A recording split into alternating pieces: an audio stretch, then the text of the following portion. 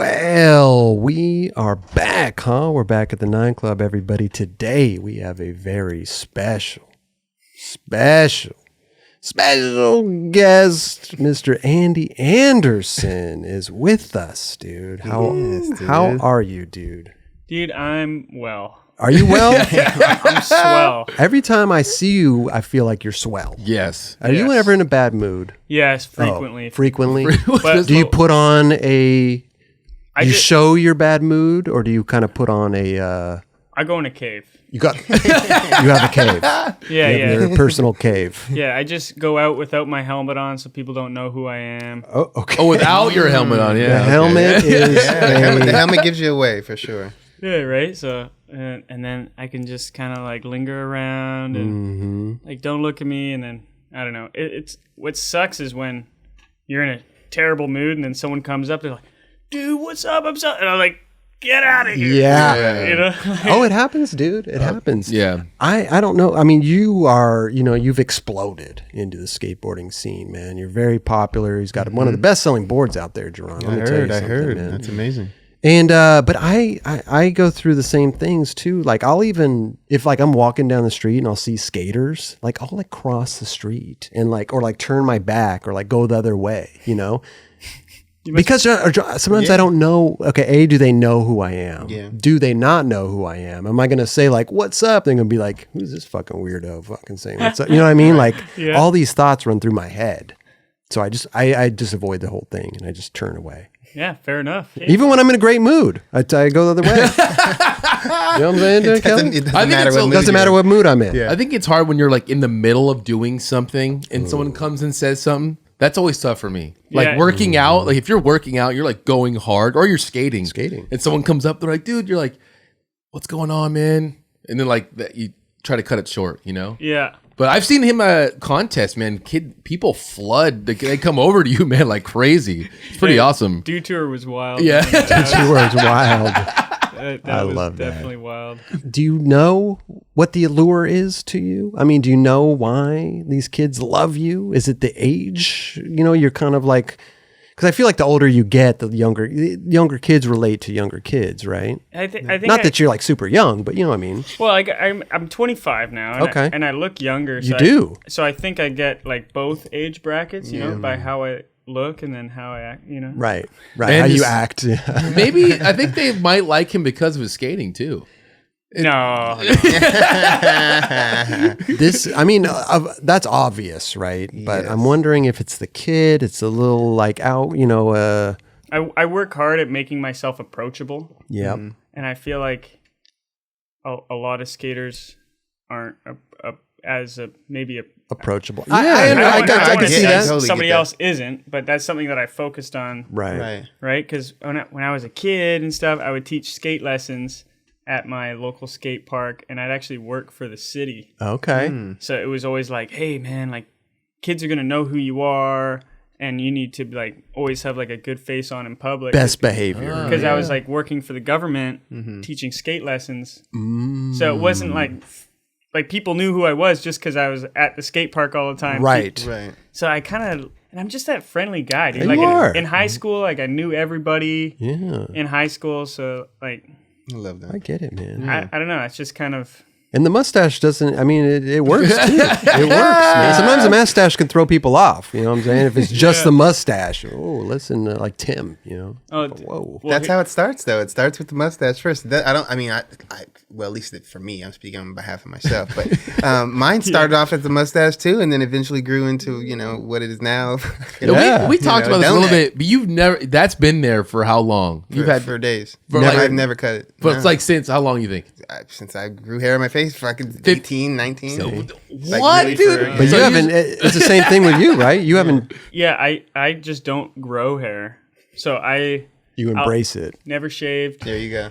I'll take a trim to like some squiggly whiskers every now and then. But this is all I got, man. Right. I'm keeping this shit. Running with it. If I shave it, I'm gonna look like 3 to 5 years younger. Sometimes that's a good thing, though. You know, Yeah. I'd do anything to try to make myself look younger. My hair got to a certain length, and then it just stopped growing. Like it would split end or whatever. So I've had like the same kind of region of length of hair forever. The same like I just don't touch my shit. I'm like, right. It's growing. I love it. Hey, shock the world, man. If Just I had- one day, just show up different. Shaved head. Then they're gonna know who he is. Shit. Yeah.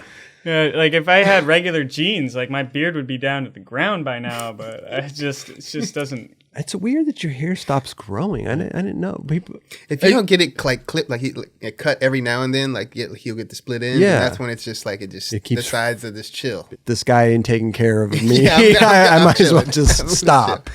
So if he got those ends cut, he'll should have started growing again. Okay. And then now I got that graphic to like kind of tell me how long my hair should be. Okay. There you go. Oh, No, there you that's go. like shoulder. No, your hair. How long is your hair though? If you Oh, are we talking like? it's up. It's up. Oh, he's getting. Yeah, it is long. Yeah, get loose, man. You know, Dude, just above the nipple there.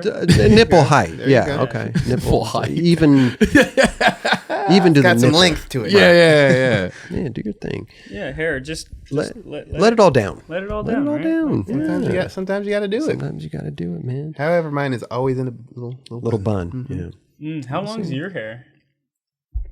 probably about the same. Oh, nipple height. Little About nipple height. Yeah, let's Oh, he's in there. Dub's gonna take. Let's Everybody's see it, letting dude. loose during this. I love it, man. You guys Actually, are no, I already think out, you're. I stopped. Oh, you gotta I be- stopped growing my hair a long time ago. I couldn't deal with it I I anymore. can't manage it. Okay, Yeah. it's above. Oh yeah, it's about nipple. Damn. Oh bro. yeah, when you You got a month or two to go, I think, for the Yeah, nipple. he's got me. Yeah. We're It's on there the- though. we're It's on the there. same tip, I- though. Are you gonna put it back? Well, let it hang. I feel uncomfortable. I like it, Do dude. your thing. Thanks, Yeah, man. do I your appreciate thing. it. But hey, thanks for coming on the show, man. Yeah, We've always happy, listen. dude. You're always rad. always requested. And it's not like Nine Club's just coming back into our full swing, but man, people always get Andy Anderson on the show. Yeah. So rad. And here we are. We Yeah, talk about him on the experience. Sorry to cut you off. Yeah. But we talk about you on the experience, and people love it. Man, I've been wanting to come on forever, dude. And like when I came by last time, you guys weren't having people on, so I was Right. like, oh, it's not even an option. But like, Yeah, but I told you when we did the freestyle video, I told you, I'm like, dude, as soon as we get back, bro, you're coming on. that freestyle video was too much fun, man. It was fun, That dude. shit was definitely a treat. People loved it. When I was talking to Andy, he's like, I really didn't know Chris was that funny. Yeah. Like, Well, like I don't. after we filmed that and I watched it and I was like literally laughing out loud watching this thing. Yeah. I had to rewatch some 9 Club episodes and be like, dude, that was a joke. Right. Wait, that was a joke. That's fucking hilarious, dude. This guy. That's so dope. I have a very dry, sarcastic sense of humor, which I think people just tuning in and getting to know it. Like I've gotten a lot of comments like, man, that guy's a fucking dick, dude. Like he's an like, you know what I mean? And they haven't watched enough to get that Right, your humor, humor. Yeah. which is fine, Yeah, totally. Be yourself, Yeah, right? exactly. I just like, I don't know. I'm sarcastic. It's fun. You know the original definition of sarcasm? What? It's like comes from some word sarcasm or something. Someone was telling me the translation is to tear flesh like dog. That's my demeanor. that's why he would. yeah. Tear flesh like dogs. There we go. Yeah. That's Hey. that's me in a nutshell. Yeah, Yeah. It's weird you're a cat guy. Or it makes sense for a cat listen, guy. man, Yeah. opposites attract. yeah. Let's talk about Lil Andy. Oh, Okay. man. Lil Andy grew up in White Rock, White Rock, BC, White Rock, British Columbia. British Columbia, and that's just outside of Vancouver, right as you're crossing the border. Yeah, right? you cross the border, 5 minutes, you're in White Rock. You're in Oh, White okay. Rock. So you're not too far from the city then. Yeah, not far at all. Like 45 minutes. If I kind of live on a hill and then there's a beach, and then I look across at the states.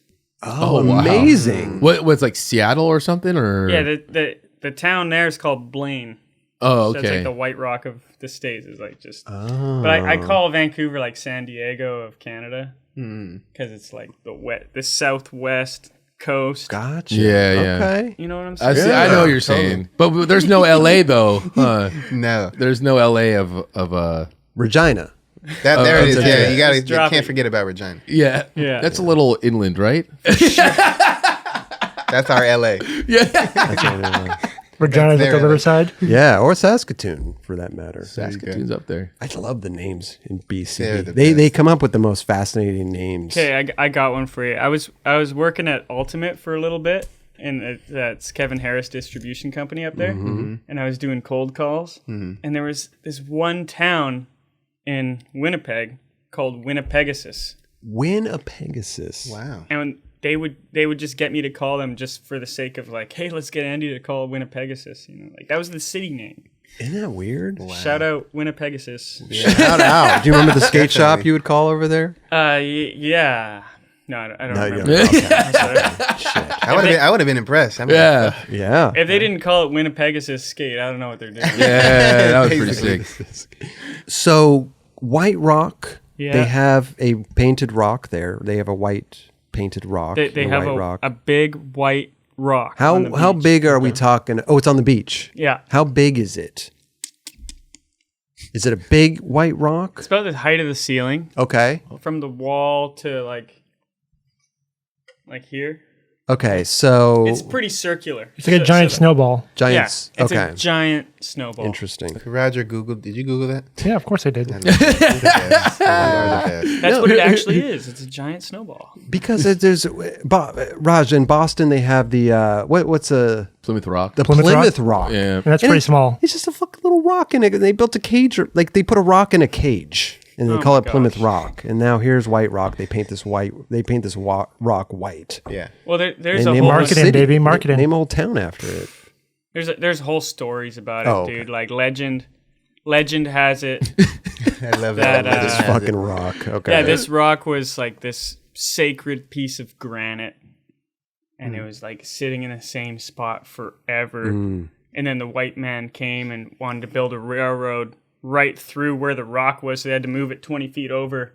And it was like this big thing. It was like, seriously, you have to move it 20 feet? Like, can't you just... Go around it. Like, Yeah. it's been here forever, you know? So is there a train that actually runs right through it? Yeah, it's Oh, the wow. Amtrak. Wow. Amtrak. So, like, I live just up the street, dude. Like, if you take the 5 goes right into Canada, just past my house. Oh wow. The Amtrak Wow. goes right past my house. Like, dude, I'm just down the street from where I live. So growing up there, Lil Andy.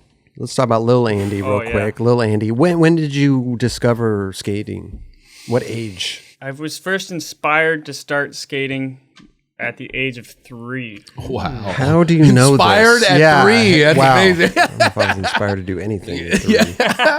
Yeah, I was staring out my living room window down the street, and this skater just pushed by, just one of those iconic pushes, you know? Yeah. And he was in the middle of the street, and I was like, I want to play in the middle of the street. Like, come on.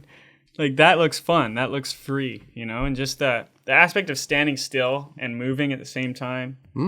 Just that whole concept, gliding. I was stoked. So I asked my parents for a board, and they gave me one for my 4th birthday. So my first day was Okay.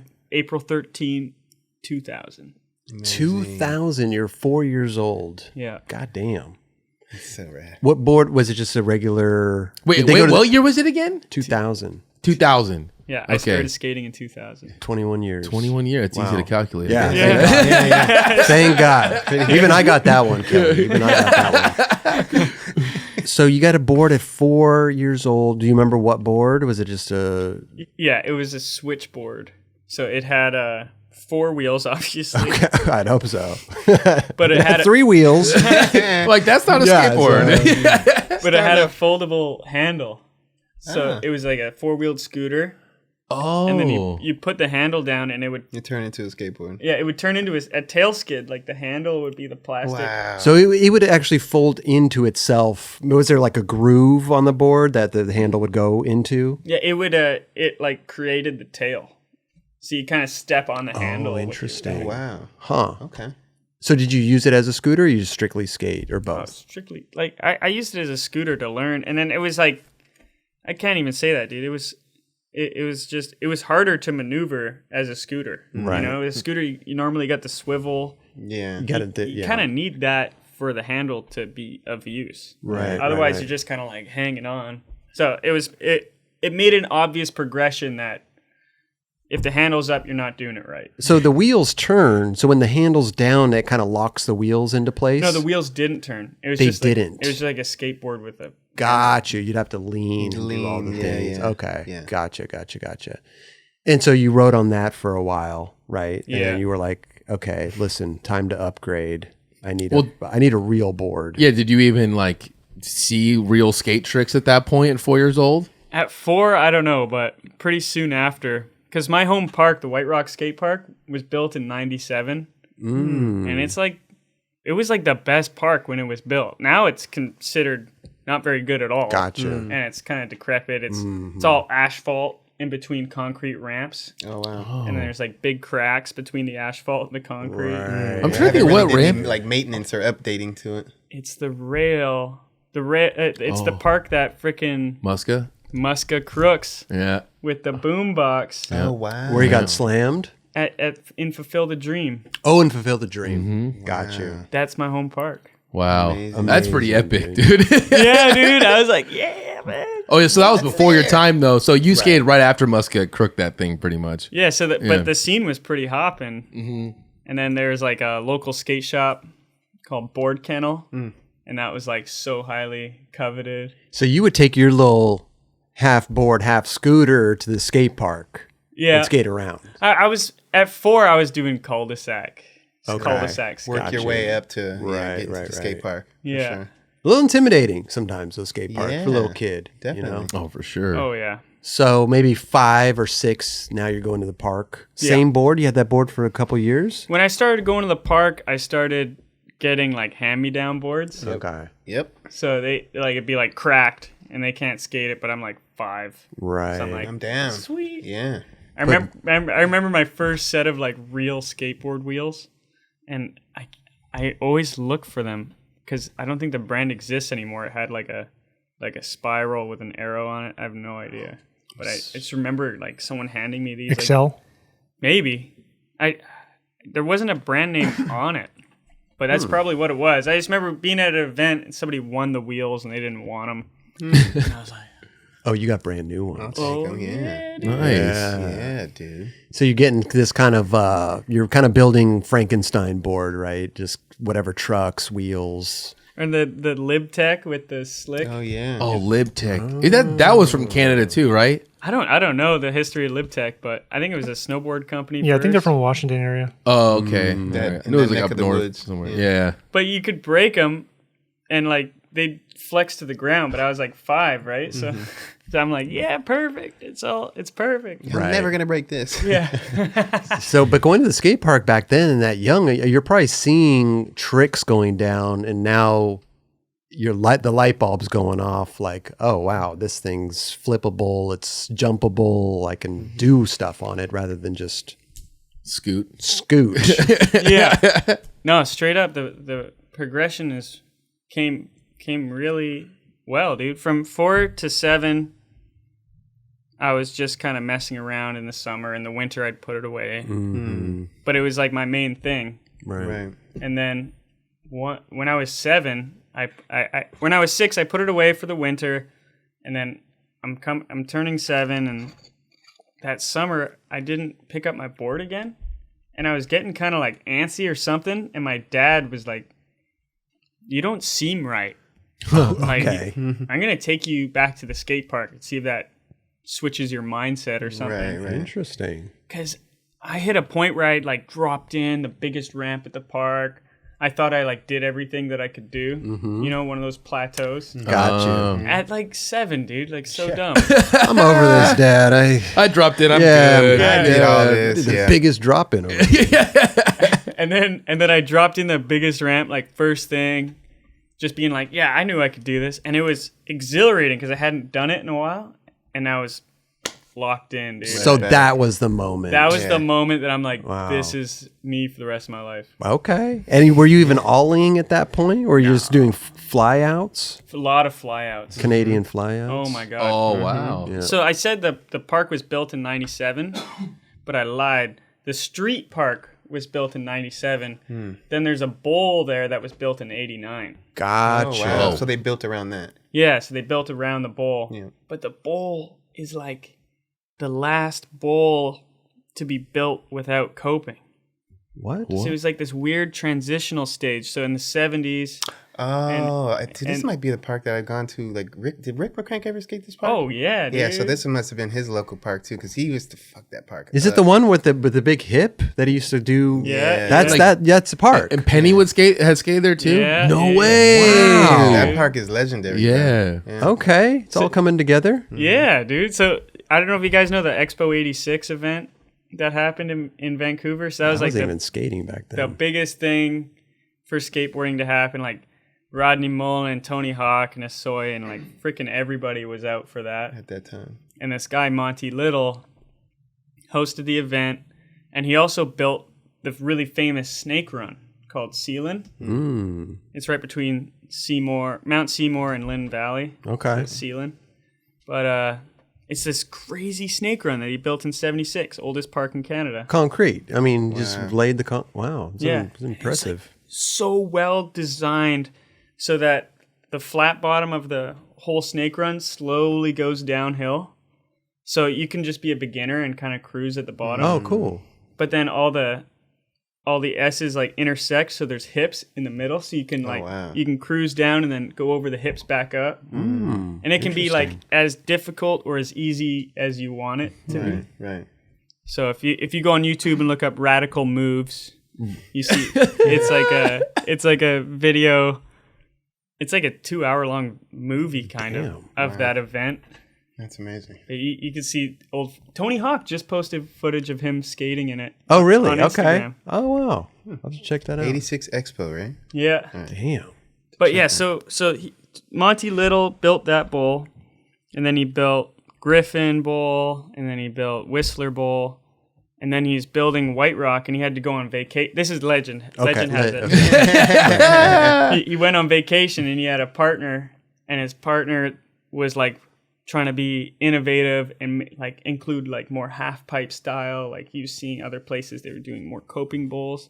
So it was kind of this blend of like a snake run, but there's no snake to it. Like maybe it should have coping. There's like a ditch section. Like, there's this weird, awkward era of skate park design. Any legend that the guy came back and tripped out that his partner just did this weird shit to his park? Yeah, something like that. Yeah. Okay. He's like, what?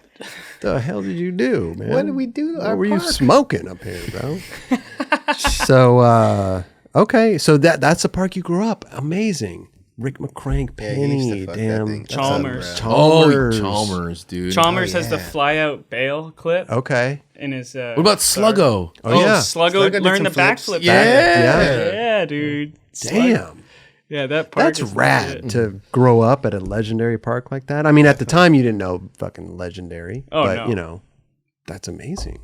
And it really shaped how I skate, because that park is kind of a street spot of a park. Right. Like all the ledges have like rounded coping. Oh, okay. Like it doesn't lock you in at all. It's really good for crooks.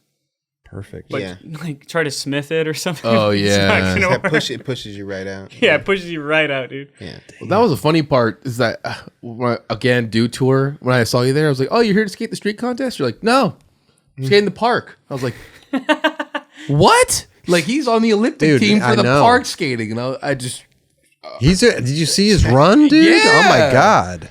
Yeah, dude, that was. I got so blessed in that run, man. oh, because didn't you say you hurt your knee or something? Yeah, there's a whole story behind that, dude. We can go deep into Dew Tour. We will go deep. Should we continue let's on the path continue. we're on Sorry. right Well, I now? know, yeah, well, And I was just get trying there. to. I was We'll just get trying to there. say it must have shaped because you learned to skate everything. Yeah. To ledges, to transition, to Yeah. like flat freestyle. I know. All of it. Freestyle was huge for me because in the winters, all you have is underground parking lots. Or your garage, or if you Yeah. have that. Yeah. yeah, and then you just, I don't know. I grew up kind Limited space. Yeah, limited space, doing like boneless wall plants. That was like my shit, dude. I always wanted to wall plant. That was like So rad. that was like my thing, dude. I want to be in the air and kick the wall and jump off. But that's so funny because at that time when you're skating, like so many skaters were going like this one direction of the tricks they were doing, and you know what I mean. But you were looking at the whole big spectrum of skateboarding back then already. It was like were you looking back into the past of skating? Yeah, that was kind of my technique, because I would watch current videos and I'd be like, kick flip nose slide, nollie flip nose slide, heel flip front nose slide, that all look the same to me as a little kid. I didn't understand that a nollie flip nose slide, how much harder that is or something. Yeah, Gotcha. Right. And that was all I ever saw anybody doing, and I was like, well, what else? Like, I feel like I can't catch up. Right. So I would watch like the Z Boys, and then oh wow, I would try to be a pro 70 skater. Yeah. That was okay. And what are we talking? 8 years old, maybe now. What are we at? Oh, dude, I don't know. 10. Okay, so yeah, so going through the years, I gotta bring up Hippie Mike. Hippie Mike. So when I was 7, my sister was skating with me too. Amazing. She was really good, actually. She stopped skating like a long time ago now, but she was shredding, dude. She had like feeble stall Smith. She could do like the 50-50 feeble back tail in on the quarter pipe. Older sister, younger sister? Older sister.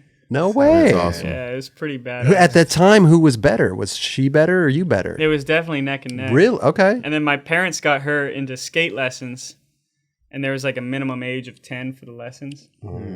But they were like, could we put her little brother in to the lessons too? And he's like, it was Hippie Mike. Hippie Mike was the instructor. Oh, That sounds like a Hippie Mike don't give a shit. Hippie Mike's like, yeah, man. Well, he saw me skate. You know, I did my little like fakie around the world on the bank and stuff. And he's like, yeah, you can come into the lesson. Gotcha. And then I had the okay. And then Hippie Mike really shaped a lot of my tricks. Like, he's the one who taught me how to airwalk, and even tricks I still do today, I learned as like a little ass kid. Like the frontside big spin, but with a grab, like frontside varial. Okay. Wow. Yeah. I was doing those early grab. It took me like 15 years to learn it from early grab to late grab, but it's like generally the same trick. We're talking about like out of a bowl or something, right? Yeah, or like to disaster. Okay. Because there's no coping in the bowl, so you could land disaster, roll in all smooth. Right. And not worry about fucking catching. Yeah. Hey, shout out that's Hippie that. Mike, Yeah. bro. Hippie Mike, dude, he taught me so much. He would do like go up a bank and spin as he's coming down too. Okay, Like, I just saw you do that recently on your Instagram. yeah. I was like, this motherfucker, how is he not dizzy as hell? He can ride away like that? Did you see that, Jeron? I didn't see it. Was how many spins? You did like 20 spins going down this bank. yeah, it was 13 and a half. Everyone's like, See? everybody's, I love oh, it. dude, he did a 4680. I'd just be dizzy as hell, man. We're talking about spins. It's a trip, dude. 360s are like their whole own game. Totally. So when you're on flat ground and you're doing 360s, your toe side wheel, or if you're going front side, one of your wheels is rolling forwards and one of your wheels is rolling fakie. Yeah. So it's like this weird, not forwards, not fakie. But when you're on a bank, you're always going forwards, and you can pump the actual bank like you're On the down. Yeah, on the slope. down. Yeah. So like potentially you could like pump up and then go back down. what? And Interesting. You can use, if it's mellow and grippy, you can really like torque them on banks. It's like a whole different trick. It's amazing. Did that take you a lot of tries, or did you try to go back up the bank after? No. How did you even like understand that concept when you were insane. young? You know what I mean? Like a lot of people don't understand. Like I still don't understand. You go back up the bank? I guess I understand it, but I would He never looks thought at to it try totally it. different. Yeah, I would never think to try it. I guess. I think it's a freestyle thing. You Yeah. know? Like if you're a freestyle skater, you just kind of know that stuff. you Right. know? Like if you're a vert skater, you just know how to backside air. But if you're a street skater, you'd be like, how do you backside air? You know? Yeah, true. Yeah, skating with you is completely different than skating with like somebody else, because when we went across the street, we were doing that That freestyle. little like freestyle thing that he Bro, was showing you, bro. I was like, damn, I've never seen it like that gnarly. And the way he how explained he's doing it. it, Yeah, it's yeah. like way different. Like, cause you see like freestylers do that Oh my back in God. the day. Like I would see Perry Willander or even Rodney. Yeah. And like the way you did it is way different. Well, maybe Thank you, looking man. at it Thank you. now, I'm just like, damn, dude, his skills, the way he's doing that is, because they would set themselves up to get themselves ready to get to do their little performance, you know, like, you know, in a freestyle contest or whatever. So looking at how you were trying to teach Chris, I was like, dude, yeah, the way you're doing it is way different. Like almost they didn't do it like that. Almost like upgraded big or something. Big time. Yeah, because he would just literally, we went across, he just jumped on his board and started doing all kinds of shit. And I'm like still drinking my coffee, like, goddamn, like, but it was so interesting. It wasn't like a regular, and we were doing some other shit that day, but it was just so different. Like you were just like, okay. And then leaving, you went over this wall, didn't even know what was on the other side, put his foot in, what was that? What the hell was that? A fast plan? Or he just rolled down the dirt and into the street. I call that trick a slow comply. Because it's like a no comply, but you have to stall it on a wall.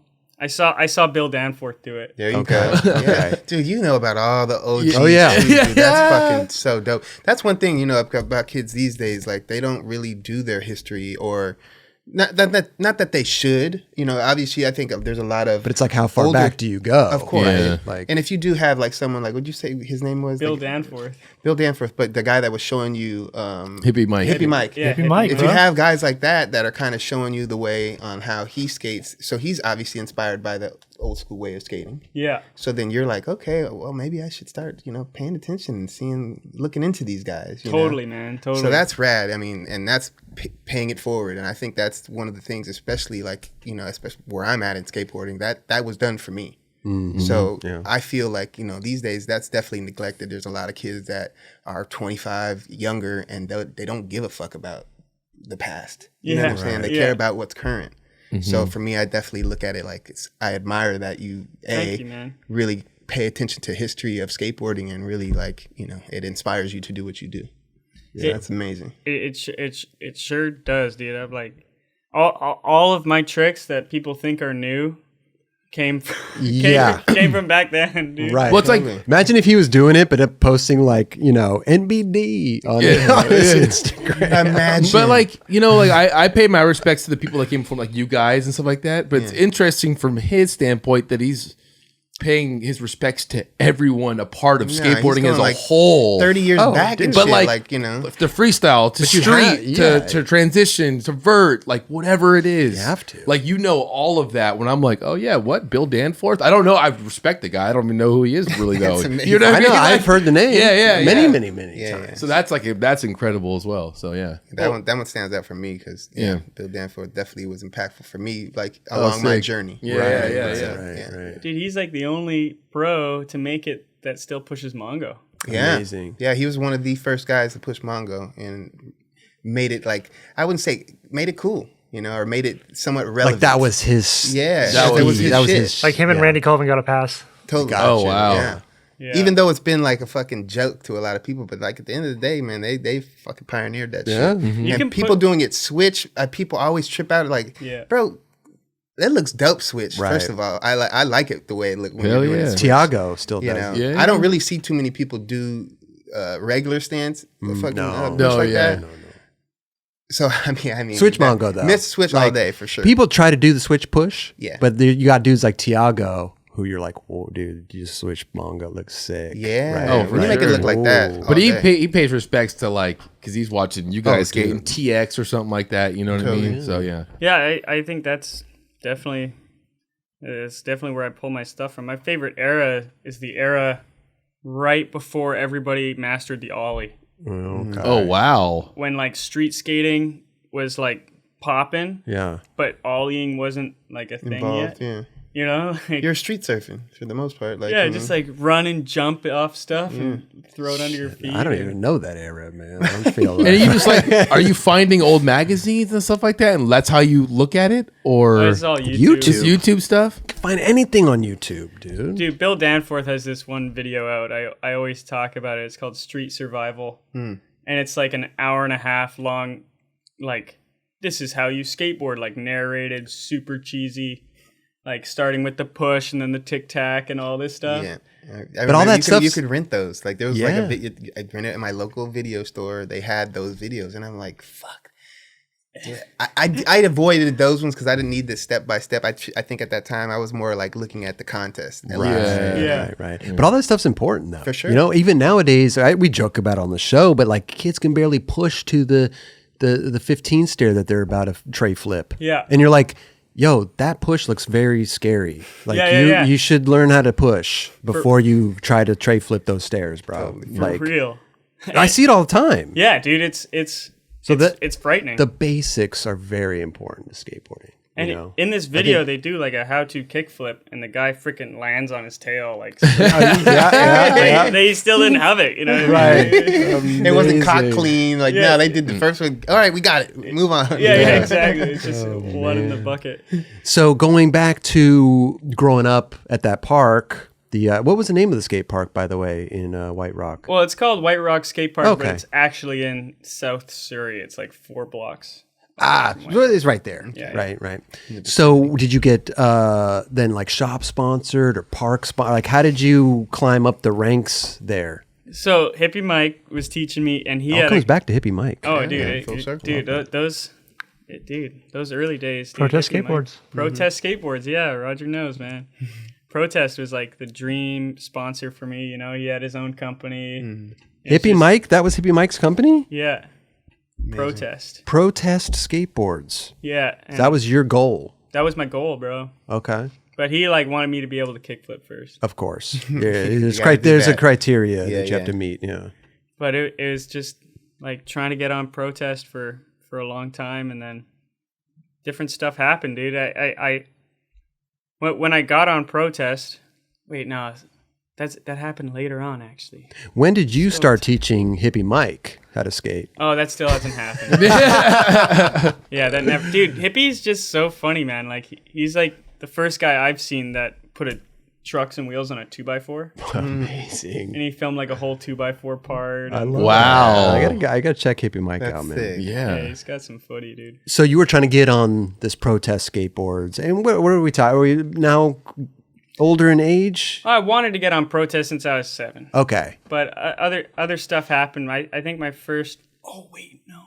When I was 9, my dad started taking me out every summer for a 2-week trip because he could see how much I like skating, and he's like, Supported it. dude, supported the passions, man. I swear I have the best parents in the world. Amazing. So sick. That's awesome. And their parenting technique was like, oh, he's passionate. Like let's feed whatever's making him happy. Right. And I was like, I feel like they were the first generation of parents that did that. Right. Yeah. You know, Set you up for what you kind of were into, which is rad. right? Yeah. But not like jumping in. Were they helping out with like decisions, or is like let him just do everything? Yeah, it was they gave me full reign. They didn't know how to skate. They don't know what's cool or anything. They're Well, just because like, you always hear like Staged it, parents. yeah, people what do you call them, soccer moms? Or- Soccer moms. It's like- Momager and shit. yeah, like you know what I mean. Momager. Whatever you want to call them, So you didn't have that. They were No, just, not at all. They were just giving you. They were facilitating how to get to A, B, and C, and getting you to do what you want to do. yeah, Right. That's awesome. it's unreal. Love So it. my dad started setting up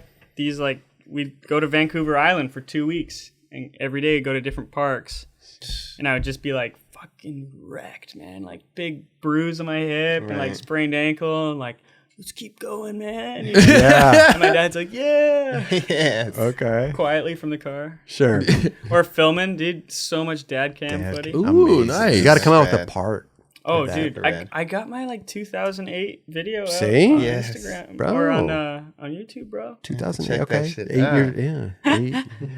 12 years old. Okay. Yeah, so we were going on these tours, and then what I was doing like early grab 180s off a kicker ramp, and some guy offered me a sponsorship on this company called Ego Skates, Ego skates. and like we still talk, dude. Oh, wow. nice. Yeah, Lincoln McLennan. So That's did he awesome. give you free boards at that point? Yeah, he gave me boards. He had this like website called Board Pusher, and you would go on, you could design your own board. Like, I want to be camo, and I want it to say this. And No Some way. forward thinking shit right Yeah, there. Chris. For real. Yeah. So how long did you skate? Did you have to go back and tell Hippie Mike that, like, listen, bro, I want to be on your squad, but Ego, hit me up. Yeah, well, Hippie wasn't too interested in sponsoring a 9-year-old. Hippie just wanted money for the lessons. Yeah, exactly. Right. Yeah, that's all he was in it for. Okay. for sure. So how long did the ego thing last? Ego lasted a couple years till I was 11. And I would just get boards in the mail. Okay. And like, got a board. Like they'd last me like 2 months, 3 months. Did he want anything? Did he want you to film or do stuff or just rep? Just rep. That's it. Yeah. Okay. And then one day I swear he changed his email or something. And you couldn't get a hold of him. Couldn't get a hold of him. That was it, and that was it. Yeah. Wow. With ego. But it was like, it wasn't like, oh no. It was just kind of like, okay, that's how it goes. Right. Ran its course, and he will move on. And then I started making sponsor me tapes, and I got on a local shop, Coastal Riders. Coastal Riders. When I was 11. Did they give you free stuff or discounts? Bit of both. Bit of both. Big discounts on the shop decks and stuff. But that was like old school skate shop vibes where like there's like titties flashed at the skate videos and stuff. And I'm like sitting there like, oh my God. My mom's like, what are you playing on the TV? You start trying to cover your eyes and shit. We Yeah. were just like picking out boards. Skate videos used to be so raw. Like that. Yeah, that's for sure. Yeah. Especially in the like late 80s, early 90s now. Right. Well, it doesn't pass on YouTube now. Oh, yeah. Well, yeah. Right. You're not going to be able to see that. No. Can't monetize that, man. No. So you're going through... What was the name? Coastal Riders? Coastal Riders. Coastal They were Riders. like the G'd out shop, you know, like chains and like fucking. So you were hyped to be on Coastal was, Riders. I was shocked. I was like, they said yes. Yeah. Like That's amazing. I remember they were like, yeah, come down to the shop and we'll talk. And I was like, oh fuck. And I had the meeting. I'm like 11. And this dude comes up. I remember they had like a stuffed beaver in the shop that had like gold chain with like a golden wheel on it and shit. Like, Wow. like, damn, dude, this is sick, man. Wow. Let me ask some real quick. Were you wearing the helmet back then? Yeah. So ever since you started skating, you were wearing Yeah. that same helmet? No. Different. I was gonna say. His head never grew. It was just low. Yeah. So you were wearing a helmet ever since you started skating? Yeah, ever since I started. And then a big push for me to continue wearing the helmet was like being in skate lessons and then watching like the instructor take it off afterwards and feeling so like, what the hell? I thought you wore that. Right. Like you're lying to me almost. Right. Yeah, like I felt kind of betrayed. And then I started teaching lessons, and it was like this weird time, like 15, and all these people were telling me like, hey man, you can't wear a helmet and like turn 18. It's not. You can't wear a helmet and like get in a magazine. Right. You can't wear a helmet and get a girlfriend. Like you can't wear, you know. And I was like, well, like, I was never like I'm gonna wear it forever. But I was like, well, like let's just see what happens. Yeah. And all those things just started happening, and then turned 18 and I didn't take it off. And I was like, oh, those guys were wrong. I love that you weren't detoured by all the comments. You know what I mean? It kind of like just made you... Peer pressure. Yeah, it just made you solidify who you wanted to be at that time. You know what I mean? Because that's a critical time. Sorry to cut you off. Yeah. That's a critical time in a young man's adolescence. Yeah. Adolescence, right? That peer pressure. 15, you want to be cool. You want to be accepted. Like, yeah, that's a good. That's a big move. I was committed to it. I never really got bullied or anything either. Right. You know what I mean? Like, so I never felt a bunch of hate. Right. You just had like some comments, like you were just bringing up, right? That would make you think about it, but you're like, you know what? I don't care. I'm just gonna do what I'm gonna do. Yeah, exactly. Well, you probably saw it more when social media came around, right? What the comments about the helmet? Not even, dude. I've like. Maybe I'm gonna jinx myself, but like I got a like surprising lack of hate. I think people see you and they're like, "There's no reason." Listen, your skating talks for itself. Yeah, exactly. Maybe it's how I interpret it. You know what I mean? Because some people might say shit, and I'm like, well, they don't know anything, so I don't even. Right. Yeah. I don't even. I don't even give it credit. You know? Oh yeah. So maybe I just had people in my corner that I respected more or I don't even know, dude. Well, listen, man, you're a lot of kids' favorite skater. So you're actually setting a great example for these youngins, for sure. To helmet up or protect their dome, No doubt. Because we just grew up in an era where that was like, I never even wore a helmet. Right. Like when I was out there skating, my parents never said, put your helmet on your knee pads and your... Never. Yeah. The only time I'd wear a helmet would go in Powell Skate Zone. Totally. Had to rent a helmet. Same thing. So, not even used to it. I know. We up. talked about this too, and like I just didn't understand when I was seeing like, oh, you had clips coming out and you had the helmet, like I didn't know your story, so I didn't know whether like I was just like, man, he's wearing a helmet. That's different. You know what I mean? Because I'm not used to seeing that, especially from my era. Like that wasn't the thing. Like you said, going back to like skating contests. Yeah. So I was definitely like thinking like, wow, that's pretty amazing that, you know, he's doing like he's wearing a helmet, really, like because it was definitely a little like different for me to see that. But in hindsight, now seeing and knowing your story and how it's all developed, it's like, dude, it's rad that you kind of, like you said, you just did your own shit and you didn't give a fuck about what anybody thought. I appreciate that, man. Yeah, bro. Thank you very much. Seriously, I think that's amazing, bro. And I think parents love you because they're like, oh, thank God, somebody, Andy Anderson's got his helmet on. Somebody, you know? Like it makes it easier to tell their kid to like, well, if Andy Anderson's wearing his helmet, you know. Well, that's the thing. Like, how can you expect anybody to wear a helmet if they want to turn pro and there's not a single pro that wears a helmet? Bro, and I see like for the longest time, even in the bowl contests, these guys are doing the gnarliest shit in bowl and not even wearing helmets. I mean, in bowl, that's some crazy. Remember on a half pipe or bowl or some shit, I'm like, no, you wear a fucking helmet. Like, if you got skills, like, great, you know, but at the end of the day, things can happen, you know what I'm saying? So, like, I mean, I would always wear a helmet if I'm skating a big half pipe or a bowl or some shit just because. So that would definitely... I would feel more safe doing it if I was skating a ramp. I just don't trust myself on a ramp, basically. But and I feel like for street skating too, like pads and stuff, all that. I mean, you're probably so used to it now, but it feels like kind of restricting. Yeah, it's right? very restricting. Totally. But anyway, congratulations. People love. I mean, you know what I mean? Like kids, parents, all that stuff. And also, real quick, do you have like a pro helmet out? He's got his own helmet company. You have your own helmet company? Yeah, I started my own helmet company. See, that's as you should. Yeah. Straight up. Mind control. Mind control. That's one of your helmets right there, dude. Yeah, bro. I'm surprised you didn't bring us your pro. Can we do a collab or what's up, I know. Dude, I did all the graphics. Hat, bro. It says mind control on it. Perfect. Nice. It says mind control in the fire hydrant, too. You got a thing with fire. We'll get to the fire hydrant little, I don't know what to call it. There's something behind that. Okay. Loves the fire hydrants, man. Love it. But going back to the coming up, now you're on the skate shop. Right, you're on this with the beaver with the chains and all the cool shop. Right? How do you what comes after that? When do you start? So I gotta say, when I got on Coastal Riders, I was still wearing like full pads. Full pads. I mean, you're 11 years old. Yeah, so it's appropriate. Yeah. And I was riding rails. Okay. Perfect. And so you went back to ride. Do you ride rails now? Yeah. Yeah, see. So I've been riding rails since I was 11. Yeah. Amazing. And I freaking became vegetarian or pescatarian when I was 11 too. So I'm pretty much the same person. Okay. Wow. You haven't changed. I haven't shaved. I haven't changed my diet. It just so rad. That's amazing. Yeah, so it just stayed true to that. So yeah, Coastal Riders was legit, and then I kind of had a falling out with one of the team members. I don't even remember who it was.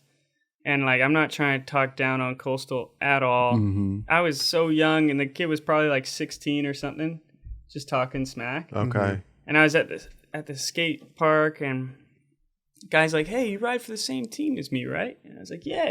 He's like, "That's so weird because you suck." Oh, no way! Wow. And I was just like. And I just left, and I never went back to the shop. Wow. That was it. Yeah. No one had contacted you again? Well, I didn't go back. Yeah. I just ghosted him, dude. I feel so bad about that to this day.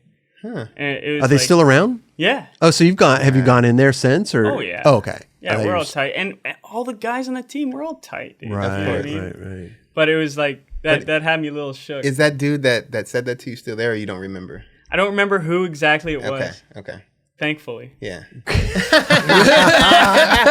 I'd always be like, that person knows where he is. Yeah, he knows. Yeah. He's watching this right now, being like, "God damn, I made him quit."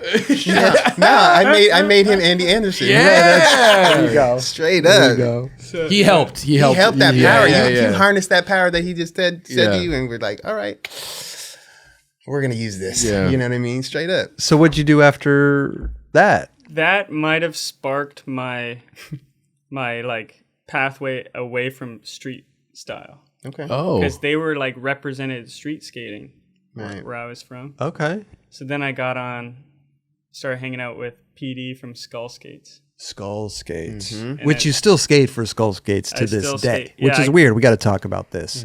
Yeah, so I got on Skull when I was like 15. 15. 10 years.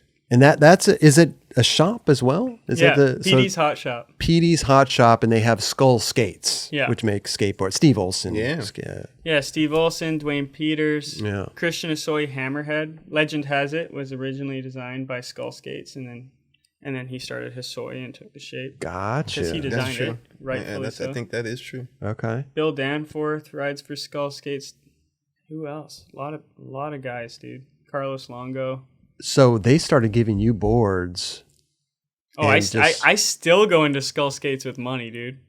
I'm like, how much for the shirt? You know what I mean? Like, Yeah. it's a intimidating shop. You know, it's what you want a skate shop to be like. They'd be like, you come in looking like a kook or some shit, they'll just tell you to get the fuck out. Okay. Wow. That's legit shit right there. That's Yeah. shit right there. Right. Like Yeah. no cell phones allowed. So like if you're texting or something, like in the shop, they'll be like, "Hey, no cell phones," and they like giggle at you or something, and then they just kick you out if you don't put your phone away. Wow. God damn. A little old school way. Wow. Love Okay. it. And Okay. they started the same year Powell started, 76. It's 1976. So this is a skate shop that started then and is still going. Yeah, That's incredible. That's a long ass time. Wait, dude. where are they based at? They're in Vancouver. Vancouver. Wow. I'm pretty sure they started in Regina.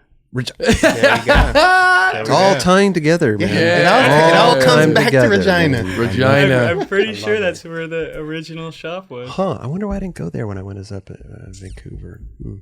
So they started giving you boards, maybe discounts and everything. Where were you now? Like 12, 13? 15. 15. Got you. That place was like a whole, like you said, it was a whole different type of. They were all into like transition skating there. Yeah, it was hard to find a popsicle stick deck in that shop. Oh, okay. In fact, they came out with a whole line of popsicle stick decks the year that Shapes came in.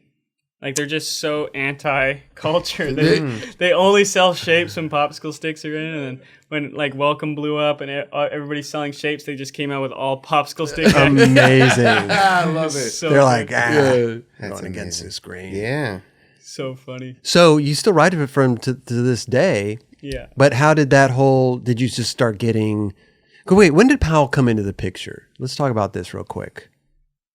Because it literally went from Skull into Powell. Skull to Protest. Oh, wait a minute. Hold on. You actually then skated for Hippie Mike's I actually- protest company? Your I dream got came Protest. true. Yeah. Straight up, dude. And I was still riding for Skull, riding Protest. This is getting juicy. Yes. I love this. Yeah. Skull's like, do whatever you need to do. Yeah. They were like, we've seen it all. Just go. So you stayed on Skull. Hippie Mike finally sponsored you. Yeah. How long did that last?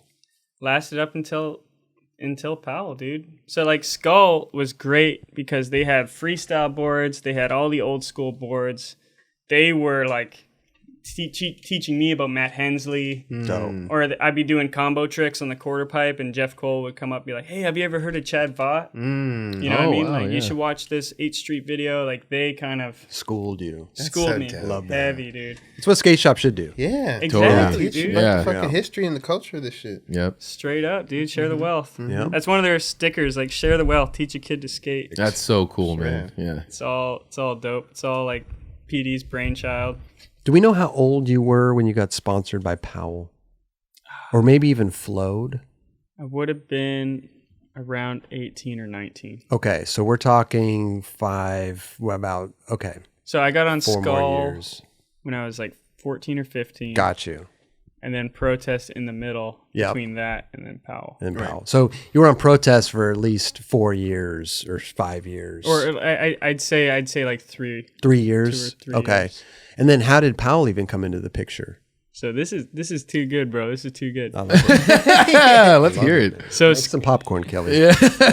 So Skull Skates gave me every shape of board ever. And by gave me, I mean provided me with, like, at the shop, I could see any kind of board I want. I'm like, okay, I'm going to get the Steve Olson's got the pointed nose.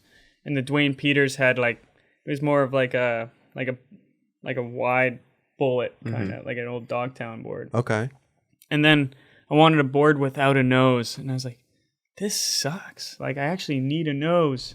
So then I started, like, they just taught me everything, dude. Like, you guys know Ben Chibber? Yeah. Oh, yeah. Yeah, Man. dude. So Legend. So Ben Chibber told me that when they had no nose on their boards, they would flip their hardware upside down on the very front, so you could have Catch your Yeah, foot. your wow. foot will catch Yeah. on your Really? bolts. Yeah. yeah, What? so, to skate handrails and stuff, so you could like lock your foot. So I was like trying everything, dude. I was like experimenting. So sick. So you tried that technique. Oh yeah, dude. But it didn't work as well as a nose. Okay. Okay. Gotcha. So then I'd find this board and it would primo super good, but I couldn't do this trick on it. And I'd find that board and it was like, you know, when you have a nice pointed nose and you do a front slash, dude, you just feel like you're carrying a sword and you're like cutting through the Amazon or something. Like it's just the visual, you know, when you look down at Sure. you feel something, it's like, it's sick. And just feeling how different boards made me feel, or they have like long boards that are popsicle stick shaped, Okay. but they're like freaking super Pretty long. long, yeah. And then I'm getting the Slash Dog this month, and it's like 17-inch wheelbase or something. Wow. Psycho. And I'm Yeah. like 16, like trying to like navigate this thing. Okay. And realizing what tricks it would actually help with and what tricks it would hinder. And Right. so from that, then I got on Protest. Okay. And on Protest, I got the opportunity to make my own board. Ooh. So Hippie was like, hey, I know you don't ride the regular boards, so we're going to try some other stuff out. So we started out with like a fishtail kind of thing. And the shop he was going through somewhere in China, dude, they would like, I remember the holes would be like on an angle. So like my board was like riding like that. Oh. Like Yeah. the holes were straight in relation to each other. Sure. But the board was like, Oh, wow. and I got really good at heel flips that month. Hey, whichever way it was going. Yeah. Right. He had advantage there. Yeah, so it was like Jeez. all this stuff, and then Andy, this guy named Andy, Scottish Andy, he had a company called Folk Skateboards, and they were making boards out of Vancouver, and they were like a little bit heavier than your regular board, but their pop was insane, and they'd last forever, dude. Like he just had something special going on there. So then Hippie started getting boards from him. And he's like, okay, now we actually have an opportunity for you to do your whole own shape. Okay? So then, Did you get the opportunity to go there? yeah. Ooh. Gotcha. Nice. And I had it all drawn out in my book, right? I always carry my notebook. Oh, it's amazing. You You still have have the that. drawing in there? Let's check it out. Yeah, dude, here it is. That's the same notebook you've had? No, That's I'm- drawing. Okay. Imagine. God damn, that Drawings just in looks there. like a fucking pickle. Pickle with 8 holes. so I had this drawing, and I was like, I know exactly what I want it to be like. And I walked in, and I was like, there it is. Like, it was on the wall. He had already made the shape that I was looking for. Wow. And I was like, that's it. And he's like, well, that's easy. Then we don't need to. Perfect. It wasn't like a compromise for me. It was like, that's the one. Right. Straight up. Yeah. Okay. Wow. So sick. So You we, guys are on the same wavelength. Yeah. totally. Both Andys, both like the same shapes. Mm-hmm.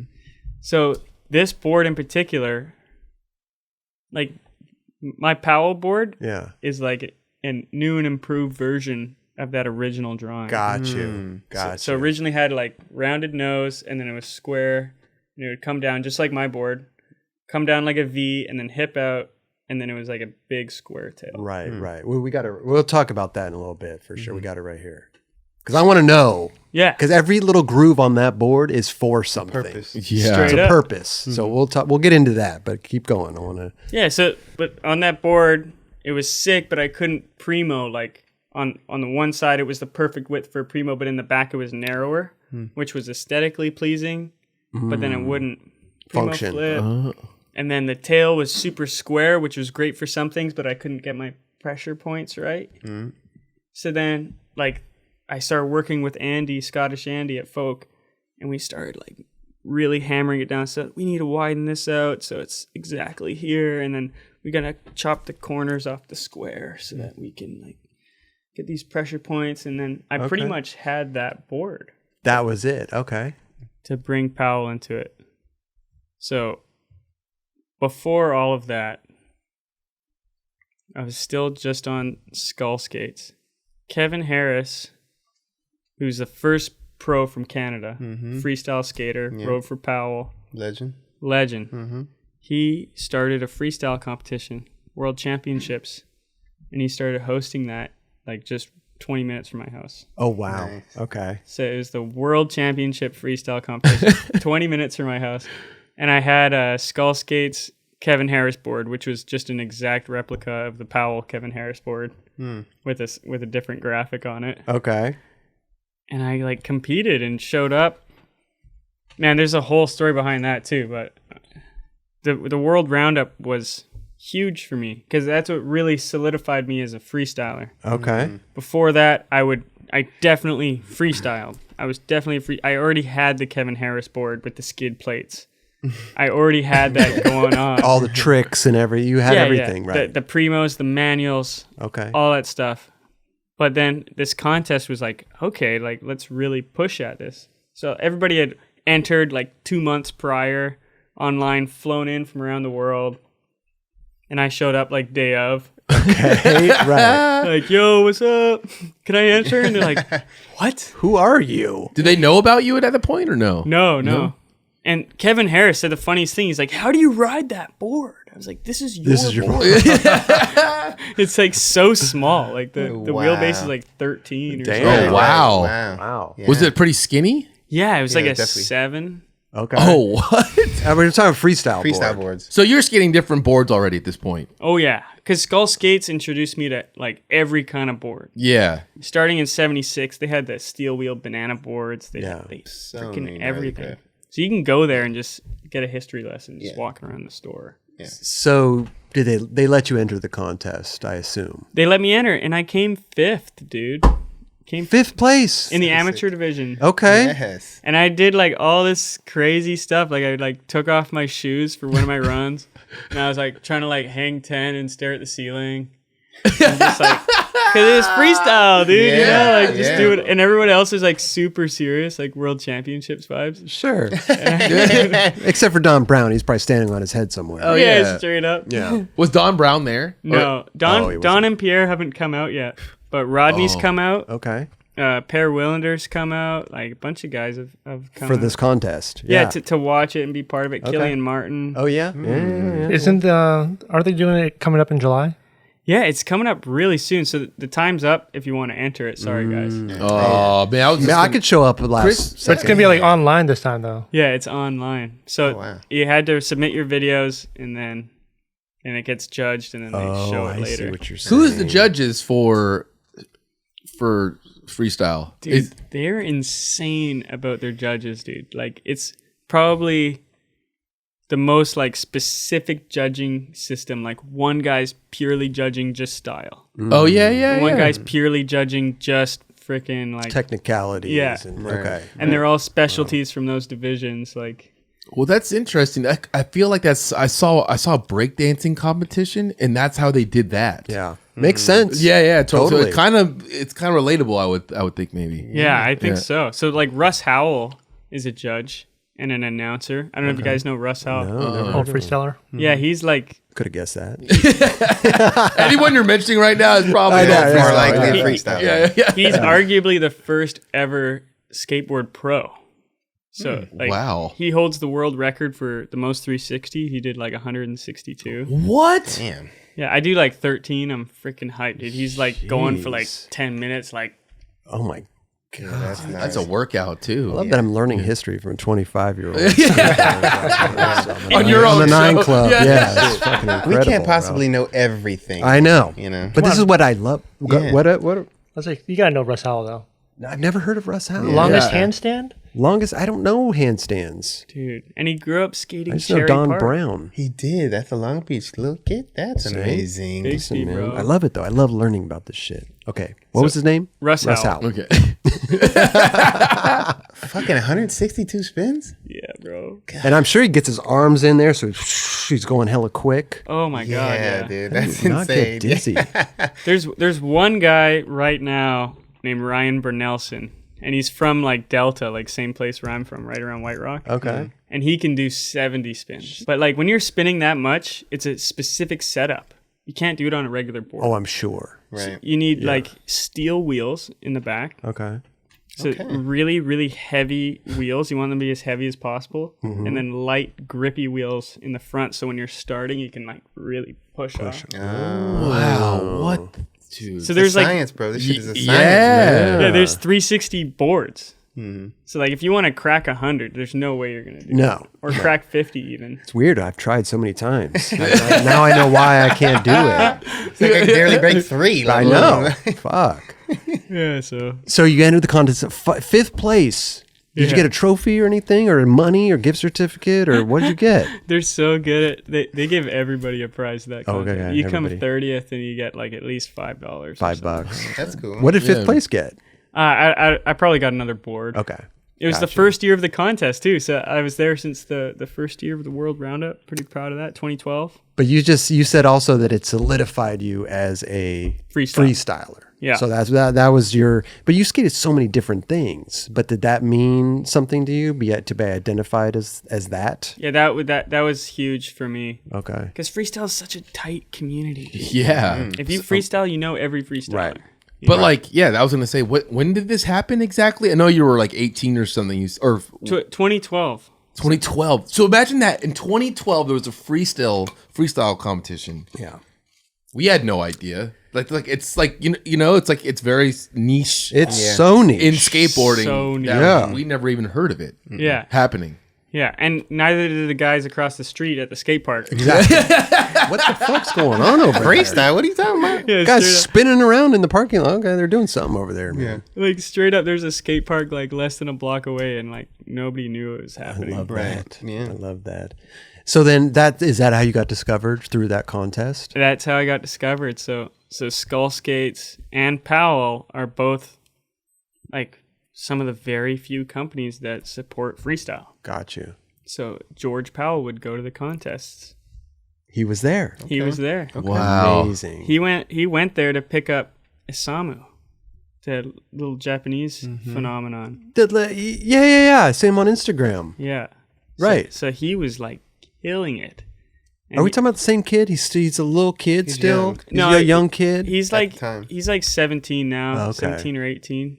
But you might be talking about Azuki or Utah. Maybe. There's one kid, he's got like a stylish push. He does like a big Oh push. yeah, he's at the contest every year. Is he? For Okay. sure. Little kid. Yeah, dude. So good. kills No, it. Yeah. I've seen quite a few that are just phenomenal. Well, what's crazy about those kids is they'll be doing tricks that literally have never been done, and then people comment, "Oh, Mullen did that back in the."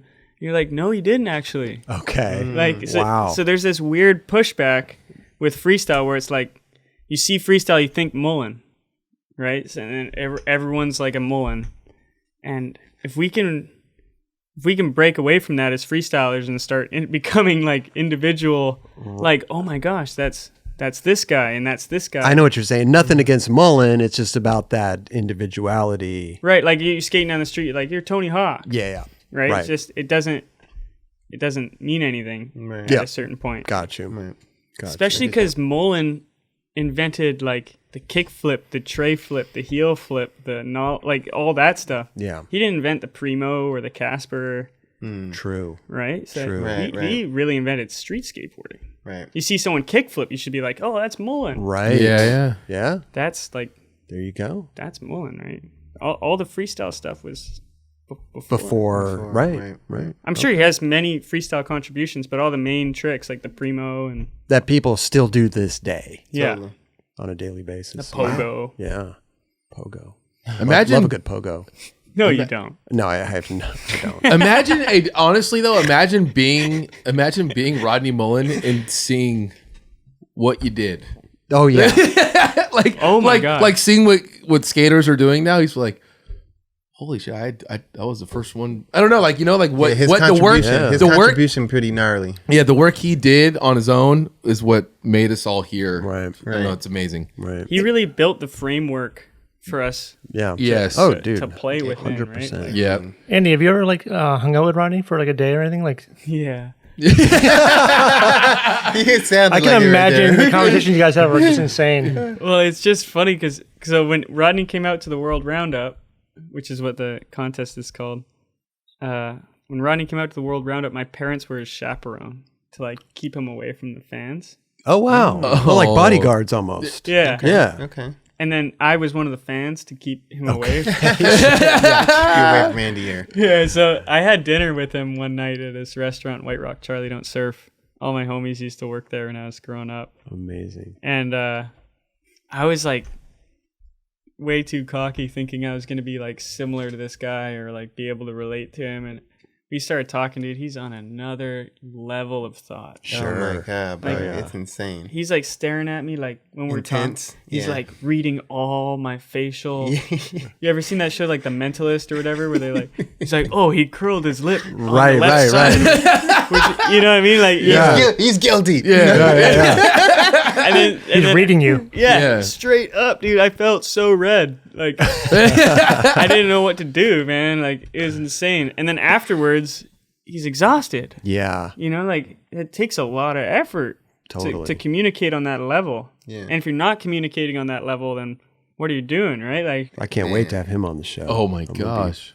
I'm gonna be exhausted. Yeah. afterwards, for sure. oh man, Rodney is just such a different animal, man. I love it though. Such Yeah, a different I love animal. it. He is in the best way possible. Oh, you know? absolutely. Like, after being going on tour with him and skating for Blind and just seeing his day to day and how he works and just it was definitely he was on a different wavelength that I mean Not that many people. I tried to understand, but you can't. It's like, Right. Yeah. his skateboarding is one thing, but then you try to understand him as a human, it's a whole different fucking vibe. Love it, bro. But a great individual, always had the best energy, always has the best intentions for the people that he was representing at that time, as far as being because he wasn't a team manager, but he was like the guy that, Well, he acted like one too. Yeah, I mean, did. he did drive the van. He did, and but stuff like I that. could never look at Rodney as a team manager. Right, Like, you know right, what I'm saying? right. Especially at that time, he was like more of a mentor. Yeah. Damn. But yeah, he's definitely fucking the raddest dude ever. At the end of the day. Yeah, I just can't imagine. Like what you said, Kelly, like imagine being him and looking at what you did. Yeah. Right. You'd be like, holy shit. Let me watch what I Yeah. taught Nija, bro. Yeah, Let me see what this guy's doing with my tricks now. Well, you see someone like, I don't know, a kickflip like El Toro or something. Yeah. You're like, oh yeah, I did that one. The first one I ever do it on flat ground. Yeah, he unlocked it all for everyone. Unlocking it all. Dude, Yeah. Dude, insane. And taking it to such an extreme level. It's incredible. So George Powell, he's going to these contests. He sees you. Do you end up talking to him, or does he just kind of take note? So Powell is really good at not stealing skaters from other companies. That's one of their like big motives. Got you.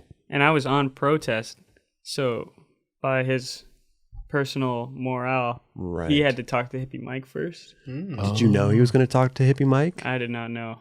Okay, so Hippie Mike gets a phone call from George Powell. It's okay. But Yeah. did they know each other at that point already too? No, they didn't know each other. Oh wow, so that's even crazier. The George Powell. This is Hippie Mike, man. Who is it? Yeah. Wait, are you? Wait. Yeah, George Powell, really? George Powell. George Powell. Okay. Can you imagine that conversation? You have like this engineer calling like this dude called Hippie Mike. I know. And he's probably just like took some mushrooms or whatever. He's like, what? Hippie told George, yeah, you can have him, but you got to give him his own board because he just spent like the last 2 years designing this board with me for all his tricks and stuff. Okay. So from day one on Powell, I got to design my own shape, dude. Wow. So you were going in there because Hippie Mike never turned you pro, right? You weren't pro. You had your own board. I was about to go pro. You were Hippie Mike was about to turn you pro, and I then had George my Powell. graphic I drew up. You had a Wow. Let's see the graphic, dude. yeah. Do you have it in your book? Yeah, no, Oh, no. Imagine. I It's was a originally pickle. drawn in my book, though. So What'd you Had a want for your couple original books since graphic? then. yeah, what was It it? was like kind of like the Pink Floyd screaming face, like just like the mouth was like this big Oh wow, for okay. like a dude's head. And you drew it out, and it was going to be okay. Yeah. Did Hippie Mike then call you and be like, "Hey, dude, I just got a fucking random phone call from George Powell. He wants you on the team." So at this time, I was already doing freestyle demos with Kevin Harris. This is a few years into the contest. Got you. So Kevin Harris had me doing freestyle demos all across. Like, we'd go to county fairs, elementary schools. We'd even go to universities sometimes Okay. What? and do the freestyle demos and like teach the history of skateboarding. Amazing. Like literally. And also share knowledge on indigenous cultures. We had a police officer named Troy Derrick, who's an indigenous police officer, and he would like tell his story about how he's challenged with racism growing up and, you know, like being called racist names from his baseball coach and stuff like that. And we all tied it into like skateboarding was his escape from all that bullshit as a kid and stuff. So I was doing these demos, and then after one of the demos, Hippie Mike came up and was like, "Andy, I got some bad news. I'm kicking you off protest." Yeah, so Wow. and I Just was like, after a Like nice right after nice nice demo. demo. yeah, it was like Wow. a good scene, like grass field, everything. Yeah. I remember that. I don't remember much, but feeling that good. conversation. Wow.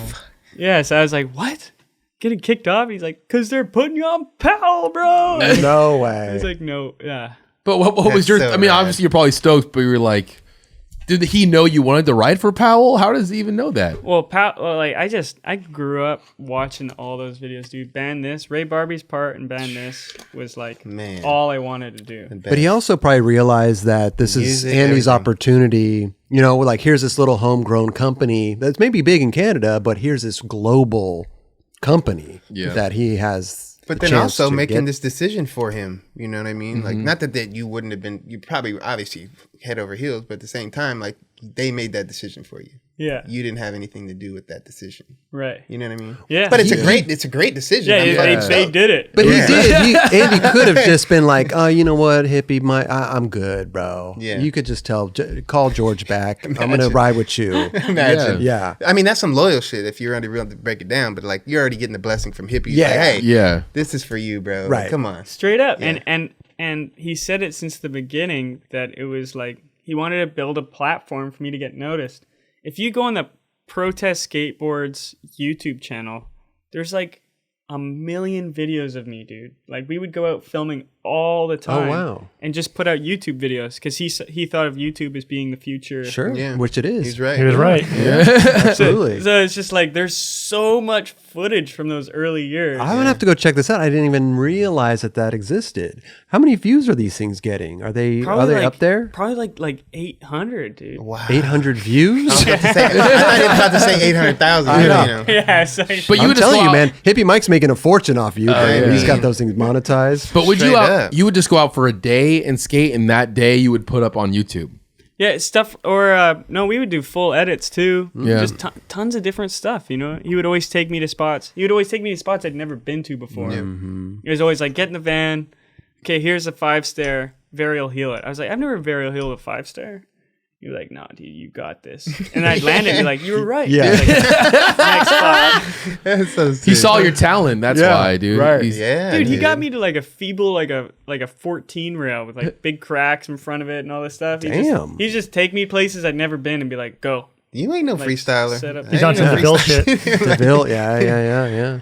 Hey, So what happened then? So okay, you say okay, I'm take the Powell thing now. Do you have to call George, or how does this all transpire then? dude, that was like, Because what a phone call to make or receive, right? well, now George is like, I consider him like one of my closest friends. It's man. amazing. Like so cool. George is such a legit dude, and he's like the person I can talk to about if I have new ideas for something. He'd be like, "No, that won't work." Oh, that might work. Oh, that'll work if we like. It's beautiful to spitball. Yeah. Yeah. And have that freedom. Yeah. You know, Yeah. a lot And of skaters him don't have having- that freedom. And No. him having that knowledge and like, you know, obviously through the years, he could definitely kind of pinpoint on what would work. Right. And what Right. wouldn't. Right. And so, so what happened there? Did you have to call him or? I don't even remember. You don't remember. I just remember Hippie going, "You're kicked off protest." Okay. But did you? Now, are you on the team like Powell, or are you Flow, or how does this work? I jumped the whole ladder, right? Because I got put on by the owner of the company. Right. Oh, yeah. So it wasn't TM. I didn't send in a tape. Yeah. Like this guy is on the team. Yeah, and then he threw me in the van with the Powell guys to go on tour. Right. And I had like my shape, which still looked super ugly at the time, like didn't have the right cuts or whatever, with a Kevin Harris graphic on it, because I didn't have a graphic, obviously. Got you. And I'm in the van wearing my freaking helmet as a freestyler, like, and everybody's like super cored out, and I just did not fit in at all to the team at the time. Right. Oh, yeah. You know what I mean? Did you feel a vibe? Like, I think we got along Yeah. really well socially, but like at nighttime they'd always steal my helmet and like piss in it. That's Or like they'd like put it under the van and then like back out of the spot. run it Like, over. Oh, damn. Like it's like hazing. Hazing. Hazing, Yeah. hazing, Yeah. hazing. Right. It's hard to even call but it. still, I'm sorry. How old were you at this time? Are you 18 now? I'm about 18. Still 18 years old, man. That's got to be. That's That's the last thing you want is like to Yeah. have that, haze. Yeah. I didn't Nah, receive that, hell no. What do you? I mean, yeah, you guys did it to me. Like everyone did it to me. I felt like, but when you're at that age coming up, We're that's- still hazing you. yeah, all the time. And I'm used to it by now. But no, I at that time, you're someone new getting thrown into the mix, Right. and George put you on. They had no probably awareness of this, Or not even a Yeah. say. Yeah, No say. DeVille didn't have a say. Right. Yeah. Okay. So Right. this was like This is- executive decision. Yeah, Yeah. like, yo, he's in the van.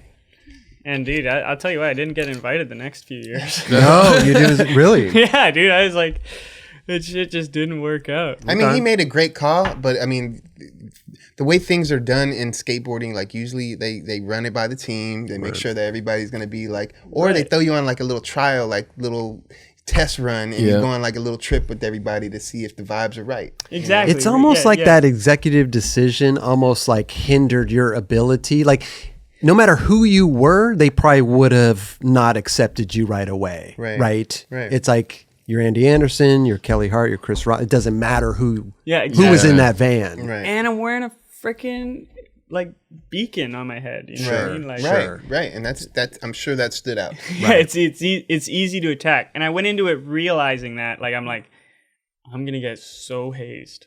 Sure. I wasn't shocked at all. You know what I mean? I was Right. like, okay, I've seen how this shit goes down. Yeah, it's almost like set up to fail from the beginning. Just the way that it happened, right? Yeah. Yeah. But- you're built for this shit. But it Straight worked up. out. I mean, obviously. Yeah, It fucking straight up. By a blessing, every single morning, I would run away from wherever we were staying and go to a construction site and ask for an extra helmet. Oh, Wow. so you were Really? wearing construction helmets? Yeah, the whole tour. Because I Who's wouldn't. this little kid running up asking for a helmet? Yeah, And they would give you one. You just find construction sites.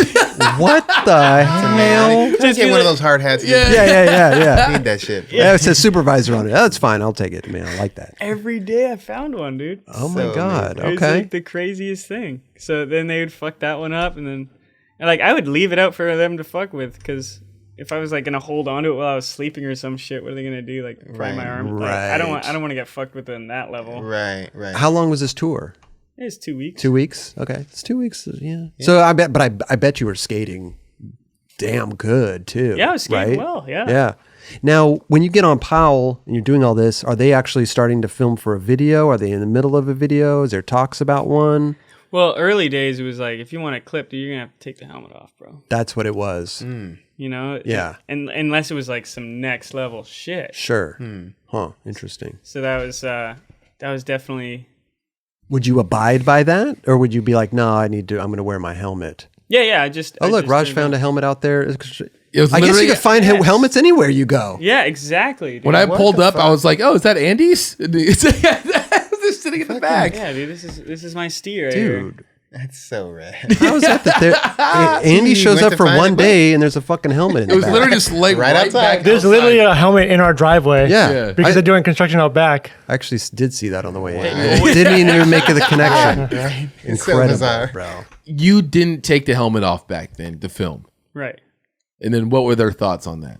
Oh, it's just You're not getting clips. yeah. Well, looks like that's on the video. What, Yeah. what do you mean? Like Skull Skates did the same thing to me. When I was a kid, they were like, "Hey, we want to shoot this fucking hardcore ad with you. Like, go to Sealand Bowl with Deerman." Deerman was actually the filmer, Okay. and I was like, "Oh my god, dude, I'm gonna go meet Deerman." We got there, and he's like, "Okay, warm up." I'm like, he's setting up the camera. He's like, "Okay, now take it off."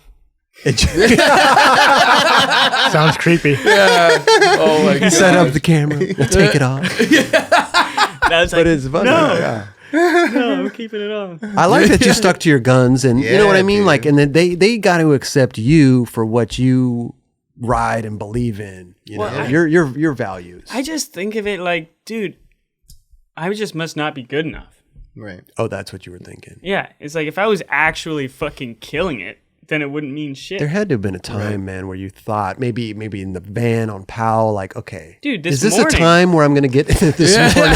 Yeah, I think Am I about it still all gonna the wear time. this helmet? Yeah, but straight was up. it? There had to have been, right, back then. Like, what am I doing, dude? I should just not fucking wear the helmet. I'm getting all this shit. They're not taking my fucking photos. I'm like, should I just ditch this thing? Like question yourself. Yeah. I think it was the opposite, dude. Like the more people didn't want me to wear it, I was like, I just have that much more to prove. I love it. Yeah. I love it. And then when people now, if I'm not wearing one and skating, they're like, "What are you doing?" Yeah. I'm like, "Bro, Like Raj, he went out and Like, found let- you one because Yeah, he's yeah. like wants you to wear it. like, dude, let me live, bro." Like, Yeah. People don't I'm recognize. just chilling today. It's probably gonna go on in a minute. Just let me chill. yeah, like straight up, like everyone just always telling me what to wear on my head.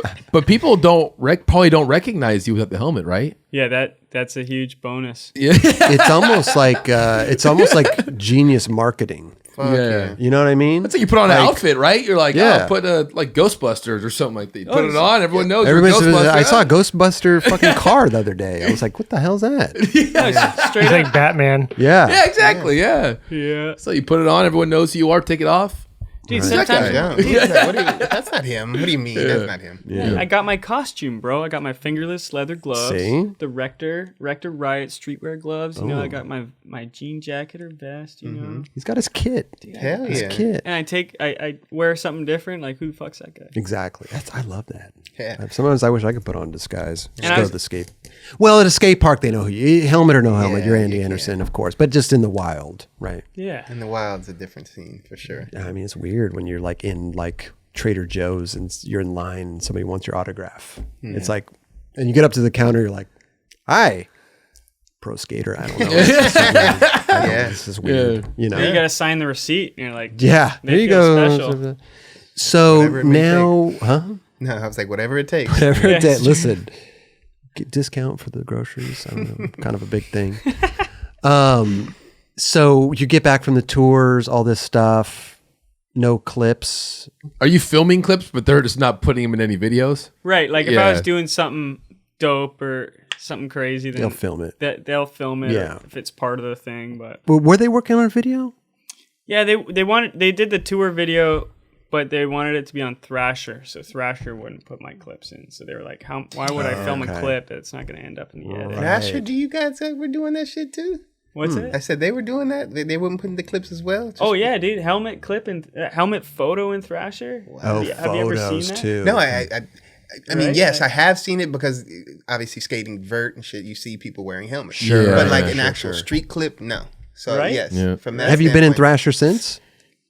Through Powell ads. Okay. I haven't got like a straight Thrasher. We need thing. an Andy Anderson Thrasher interview. Dude, I'm Hell down, yeah. bro. I'm down. Come on, You know what I'm Burnett. saying? Let's Straight go. up. I bet you would Go. get some amazing tricks for it. That's for sure. Hell yeah. Yeah, man.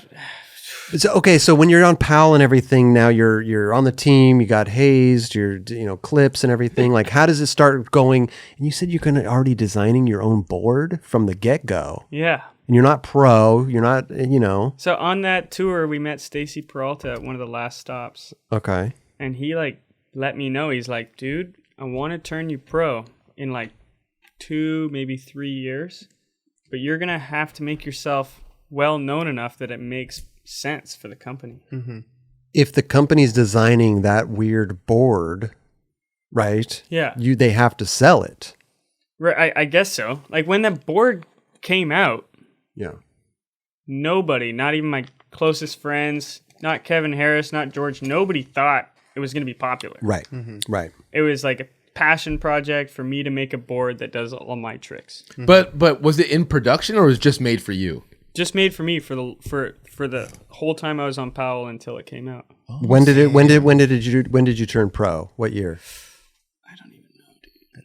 2019, 2018. Okay, so this is actually just recent, within the last 4 years. Yeah, within the last 4 years. Okay. So up until this point, you're actually writing your own shape that they only made for you. Were they putting graphics on this board? Yeah, they would put I could pick a graphic. Oh, anything. I would always get the Kevin Harris graphic. Okay. But it was made for a popsicle stick, so there'd be wood grain all around.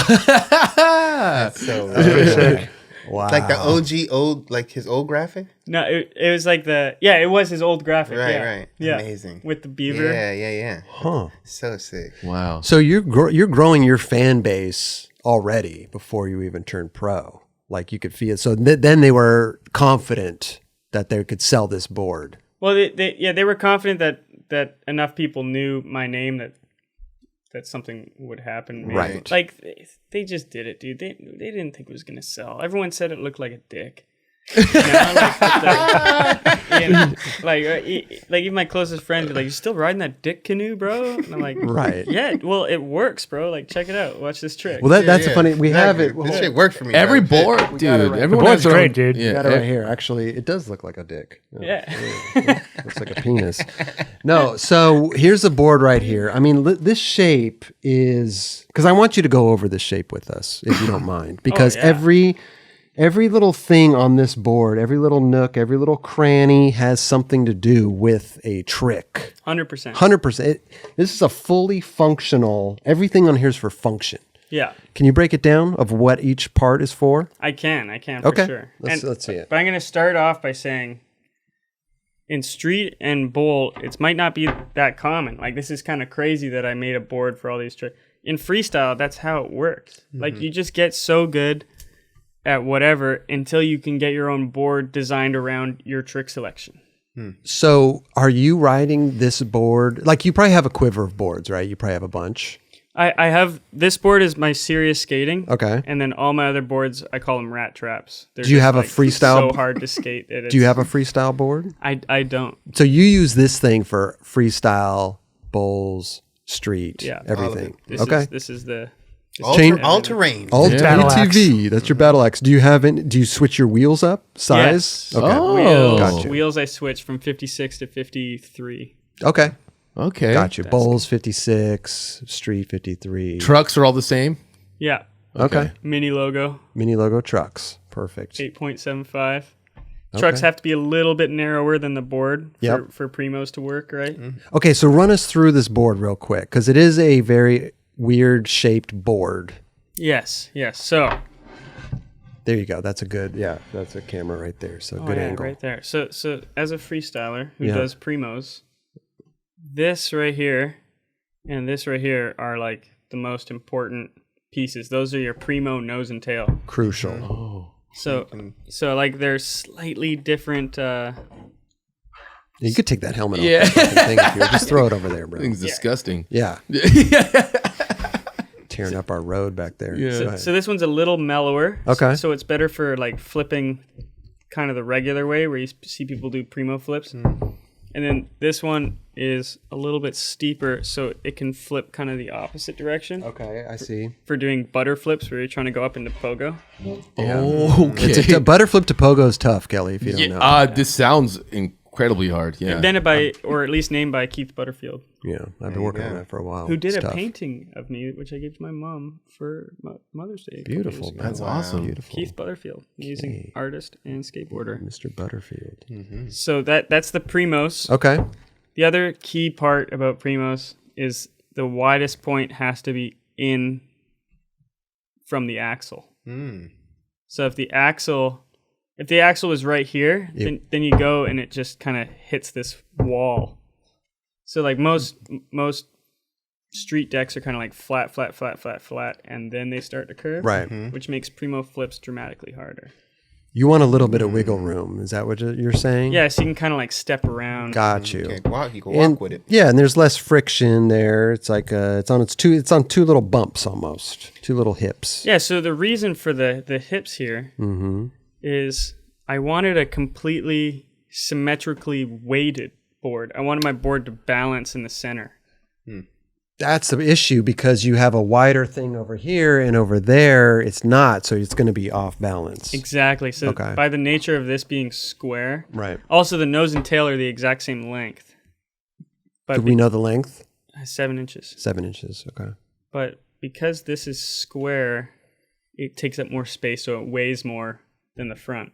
Okay. So having that curve in equals out the weight distribution or the balance. Exactly. Gotcha. Okay. Or that might be too busy for the camera to see the shape. But yeah, so that way when you do tray flips, it rotates around the center. If you think about doing a tray flip on an old school board without a nose, it just doesn't flip right. You know what I mean? It doesn't spin right. And then most boards actually have a larger nose than a tail, which I attribute to like when you ollie, the tail comes up a little easier. Yeah, okay. Because it's lighter if you want to do like a poked out kick flip.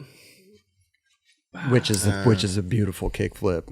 I was going to say Chico Brenes is not having a problem with doing tray flips on these bigger boards that I'm seeing him set up. You know what I'm saying? That's true. Yeah. It is But I know Chico that it is Chico Brenes. But I know that he's definitely capitalizing on it for sure because no matter how big the board is, that shit still looks the same. Yeah, big boy. Yeah, Simon Woodstock on the skim board, dude. There you go. Oh my goodness. There you go. Yeah. Kick flip the skim board. Widest board. So that's the nose. The wider section's the tail. Yeah, so the nose has this curve on it for when you do pogos.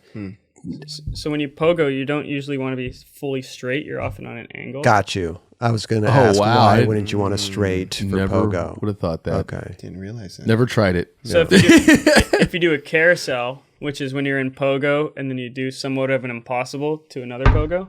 What? Like if you land on a corner, it's gonna chip pretty easily. So you want that margin of error so you can land. You can go from that to that? Yeah, people do it. Like I have one in my pro part. But then I watch other freestylers, and it's like an entry-level pogo trick. No way. So I'm like people think I'm good at freestyle, dude. I'm like really pretty novice. I'm just mastered what I can do. Wow. But when it comes to truck tricks, dude, like look up Sean Burke. Truck tricks are primo?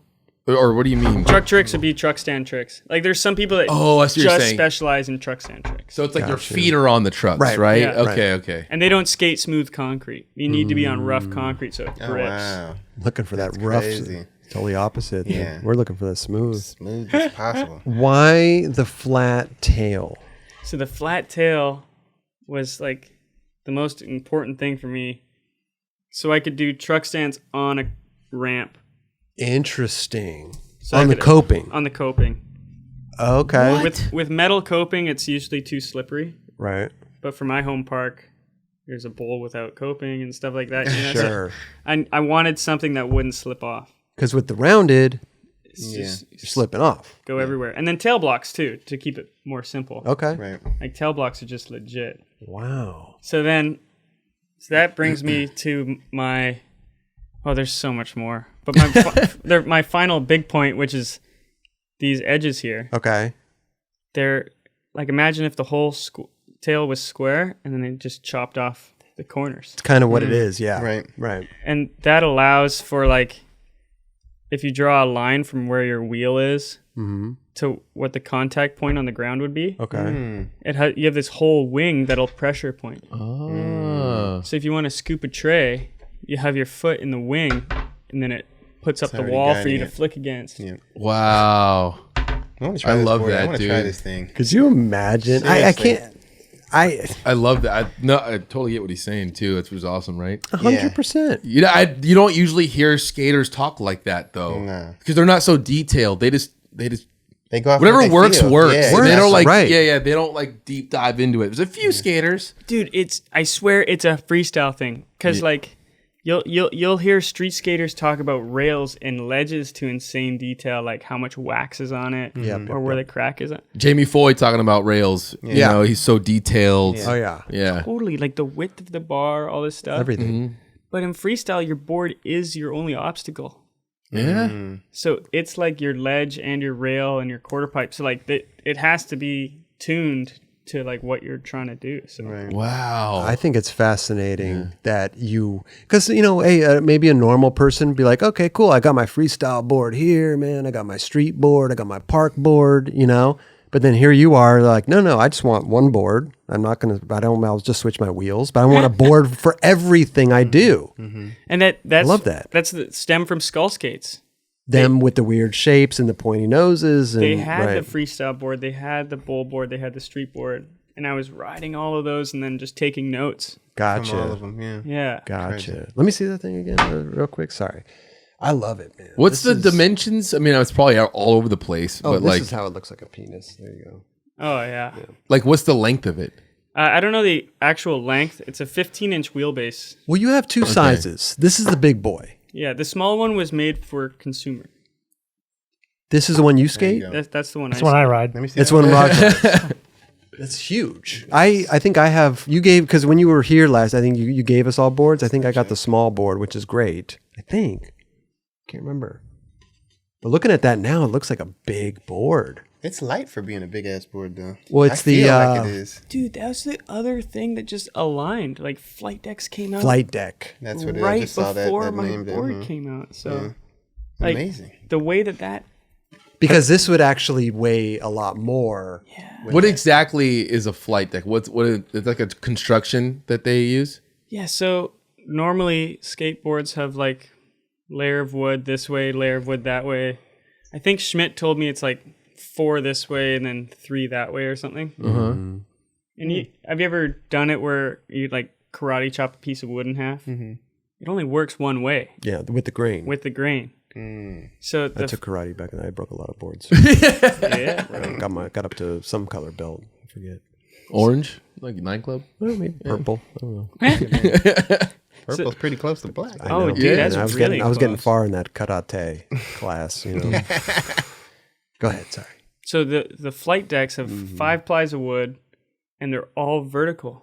So there's no cross grain. So good luck trying to karate chop it in half this way. Right. Because but it's also this like The carbon fiber, that's the secret stuff, dude. right. Secret sauce. 5 plies. You're missing 2 plies here. Yeah. Well, it's actually 2 plies of fiberglass. So Gotcha. Okay, but that's like very thin. and the bottom ply is just for show. So you don't need that bottom ply of wood Okay. for the strength. It's just so that you're sliding on wood, not the fiberglass. It's fascinating. The thing that trips me out the most is that like I don't know the actual sales, man. We've just heard, but this is like the best selling board out there. I don't know the actual sales either. No, in the world, the marketplace of skateboarding. This is Your board's hard to come by. It is very hard to come by, but it is popular. It's a popular board, and I just find that interesting because it's not the normal shape you would see at a skate shop. Even this might be the only board like its kind when you walk into a skate shop. I designed it for my tricks. So if you do those tricks, like I designed it because I couldn't skate another board. Right. You know what I mean? It was like I can't do all my shit on another board. So I have people that buy like 8 to 10. They're on like I'm on my 10th one. Because it's all they can skate. Because if they skate anything else, it inhibits them from doing whatever trick it was they were thinking about. That's so amazing. A lot of freestylers buying your board? Very few. Because freestyle boards are usually super small. Yeah, they're different, bro. But if I see a freestyler on my board, I'm fucking following that dude. I'm hyped, bro, because that's what I designed it for, right? Yeah. Dude, one of the best things about that board is how well balanced it is. Thank you, bro. Like you can ride that thing either way. It feels like you're riding a symmetrical board, except it's not. But like, no matter which way you ride it, it always feels. He loves the that same. board. He has a. It's behind Kelly right now. Yeah, actually. on the left over. Oh, you're right. You're right. Down below. Oh, right here. Yeah, that was the idea of the balanced symmetry is like you could skate it backwards. Right. Yeah. And that doesn't make me mad. Like skate it backwards, that would actually get me Let's stoked. go. It does feel light, dude. It's light, right? Yeah. Yeah. Dude, that flight deck stuff is I want incredible. one of those for sure. I want one just to like have it as a cruiser board and I'll fuck around and do some shit on it. Well, this is a good time for me to give you my gift. Uh-oh. What's that? Dude, this is the board we filmed the video on. No way. This Is it really, bro? Yeah. You've been skating it this whole Put time? the sticker on there too. Yeah, dude, it's got a broken truck. It's like fully, Yes, dude. and then it's like fully worn in. Wait, is that really for us? For real? Yeah. That's for us. Let me see that thing, bro. Thank you, man. That's awesome, Wow, dude. you gotta. Yeah, check that out. Jeron will take it. I was like, let me intervene here. Go ahead, bro. I Look want at to check that it out. board, This huh? is a fucking amazing, dude. And the custom fucking grip job. Like, Look at that. We filmed the thing. You kept the board the whole it, time, dude. bro. Making Yeah, me bro. emotional right now, I bro. love it, bro. Wow. You gotta sign it for us. That's actually I Yeah. got you. Yeah. I got you. you have your graphic on the front and the back. You have the graphic on the grip tape. Do they sell this graphic grip tape? Yeah, they do. They do. They Okay. do. Always getting an Amazing. incentive. Man, thank you for that, bro. Yeah, dude. Got you Incredible. guys, man. So thoughtful. Yeah, You know what I mean? Like, he's a great super guy. thoughtful. did you set up a new board or recently, or have you? Yeah, How I- long does one of these boards last you? It depends if I'm in contest season or not. Okay. Because a contest, I'll go through 2 in a contest, at least. In one contest? Yeah, I set up 2 boards, at least, every contest. Yeah. And then I wear them in equally. So if like something messes up on one, like flash rain, or if someone like pours beer on it, or interesting. I can just You're jump ready to over. go. Yeah. Wait, so you put 2 different boards together at the same time. They're separate boards. Yeah. You skate one day, and then you skate another one the next day. Yeah. You don't get like weirded out that you're used to this other. I mean, no, even It's all the same. it's the same thing, but still. I had like, such a great trucks- contest run on this Yeah. one. I'm going to switch boards now. But if they're both the same board, but essentially the same setup, you're getting used to them both at the same time. Because if you skate one day, okay, you get a little used to it. Then you skate the next one, and it's like No, yeah. it's like the same thing. And they're both equally worn in. Okay, yeah. So there's no Christmas complete. yeah. Oh, I see. So you have 2 broken in trucks, or 4 technically. Yeah. You know, you get the wheels broken in. All 8 wheels. Yeah, all 8 16 wheels. bearings. Yeah. All across the board. Okay, I get love it. it, Yeah. Andy, was that the board you were riding in Detour? It was not. No. Because I set up 2 brand new boards for Detour. So do you have a bunch of boards set up at your house? Dude, I got so many boards. Trucks for days. Yeah. But honestly, they usually go quick. Like if I'm done with the one, I got a lot of people asking me for them. So Yeah. it's like, Right. hey, can you mail it to whatever country? I'm Oh, like, geez. Dude, I'm not even at an address right now. Wow. I'm sorry, dude. dude, It doesn't fit in the mailbox, bro. I'm gonna hide under a bush. Come find it. But that's the way to do incredible, it. bro. Thank you for that. man. Yeah, Yeah, thanks, bro. dude. So very thoughtful of you, Definitely, bro. Because we had a great time. That was a great time. Dude, bro. And all those, the graphics only scratched off because of the Nodus hydrant. Oh, okay. went over and handled the no lattice. Yeah. I love it. That's the spot, man. Yes, man. dude. That thing is still there, dude. Yeah. I know. History. Saw I mean, it it's a today. fire hydrant. It shouldn't go anywhere, anyways. Right, but like, right. fuck. How But funny even is the pole is still there. Yeah, everything. It's so funny. You walk by there and skater. Like I had a homie, Mikey Long. He was like, "Yo, where's the not as fire hydrant, dude?" Like skaters, that you look at that, like that's a piece of history right there in skateboarding. Yeah. Everyone else, that's not even. I know. It's just nothing, dude. Yeah. It's just so- a fire hydrant. Yeah. Dog take a piss at. And a lot of us want to try to replicate what Nodus did on that thing, and it's not easy. It's not easy. It's not easy to do that. That's for sure. I've never tried. I'd probably get smoked.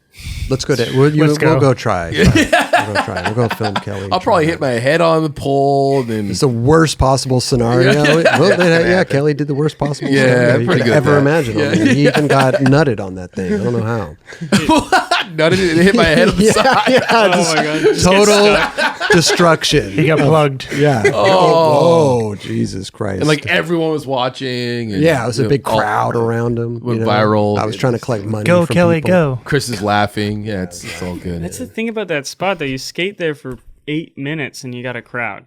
It's a All right. big It's tourist. prime location. Yeah. You know, And they- you're trying to freaking trick nobody's seen before, dude. Like, everyone's like, what the heck, dude? That's skateboarding right there. I used to do that. And then just big crowd forms. You're trying to not to spin that thing.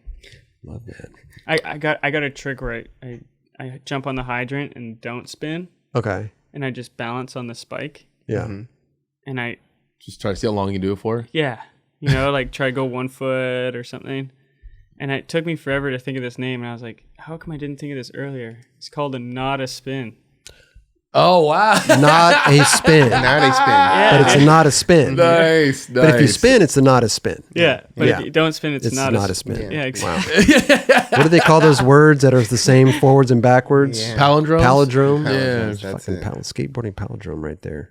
I would have not thought about that. That you, Yeah. you were Not a fast with that. You blew my mind right now. Not a spin. God. Okay, actually, I got a skate riddle for you guys. Oh, I'm great at riddles, by the way. Go ahead. How do you switch flip out of a nose grind? Oh God, I don't know.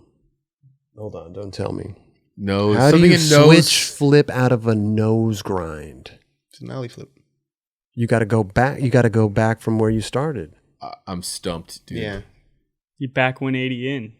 Ah. Back What? 180 nose grind, Because switch flip out. Oh. So you're talking about the he's verbiage. using, yeah, he's using it. The Yeah, verbiage. Oh. It's Like a it's riddle, bro. Yeah. It's a riddle. Yeah.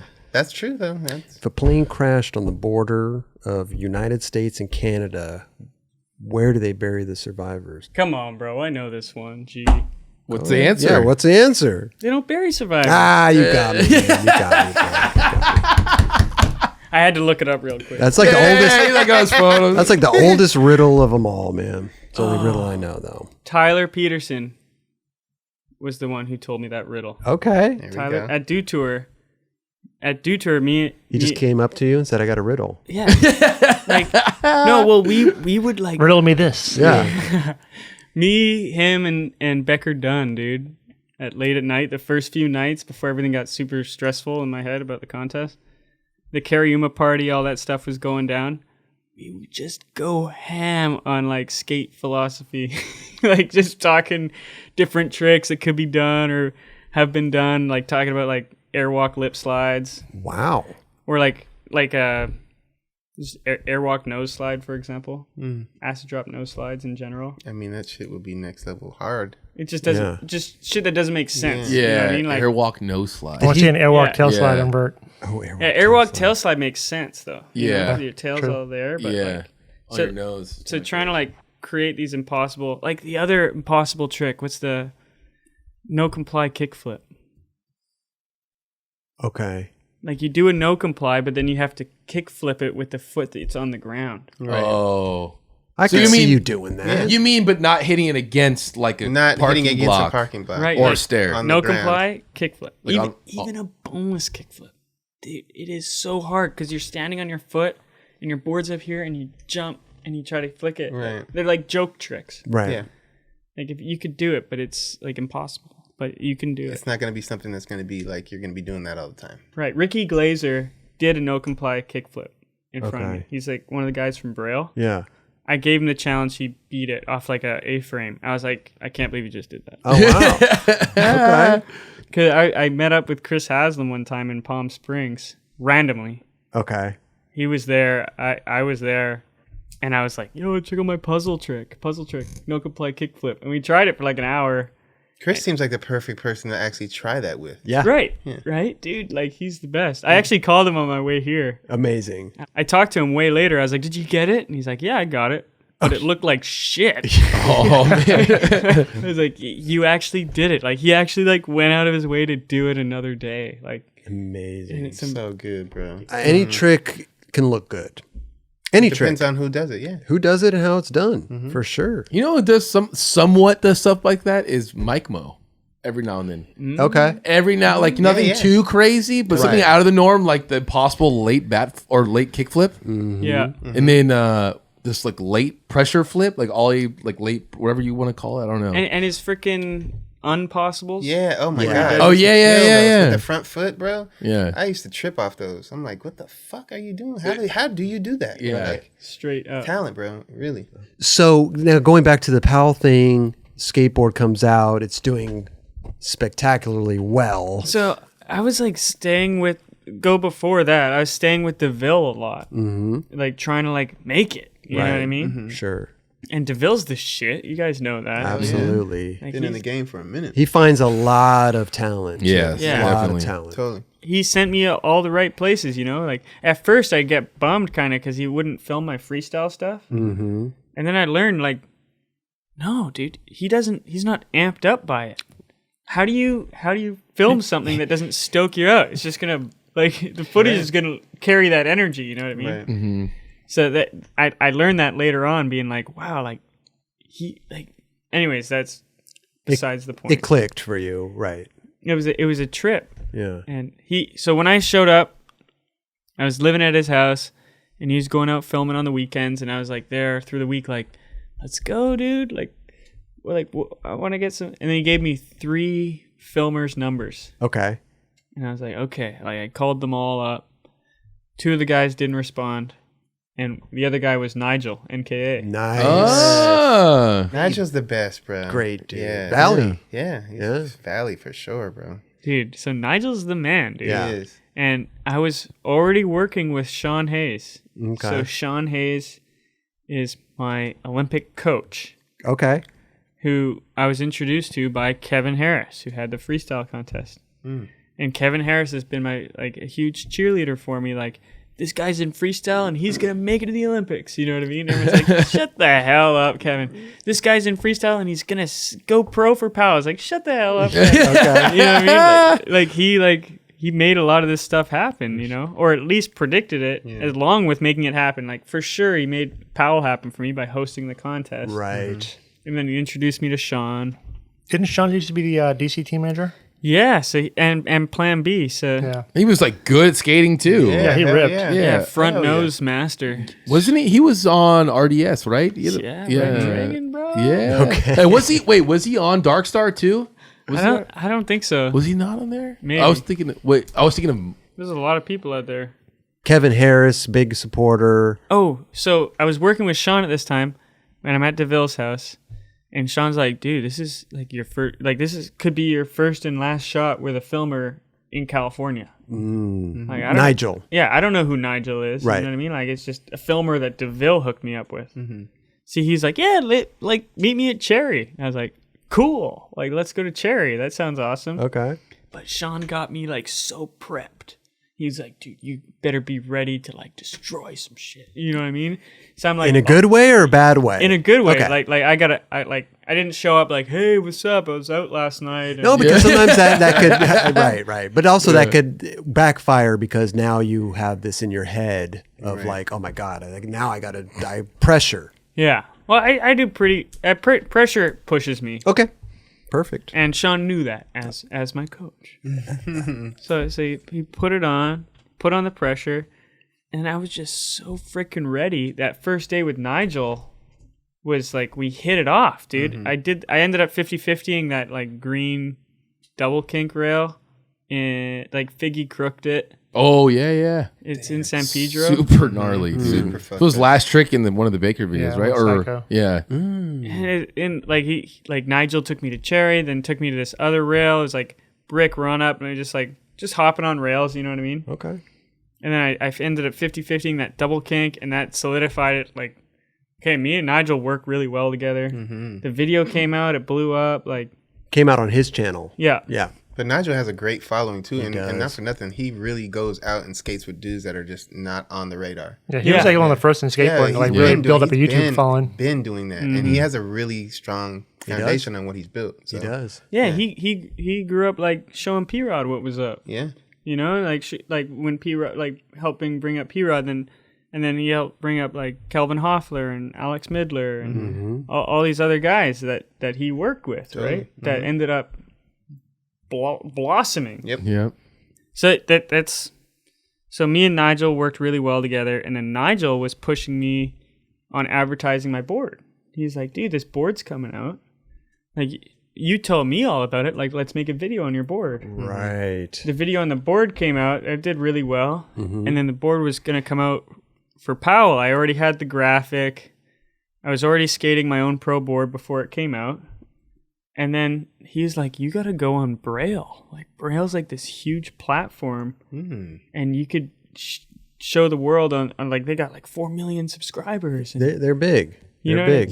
Yeah. So I was like, I don't know, like I don't know what I'm doing. I've never dealt with these guys before. Yeah. But Nigel says it's a good idea. I really trust Nigel. Like, let's do it.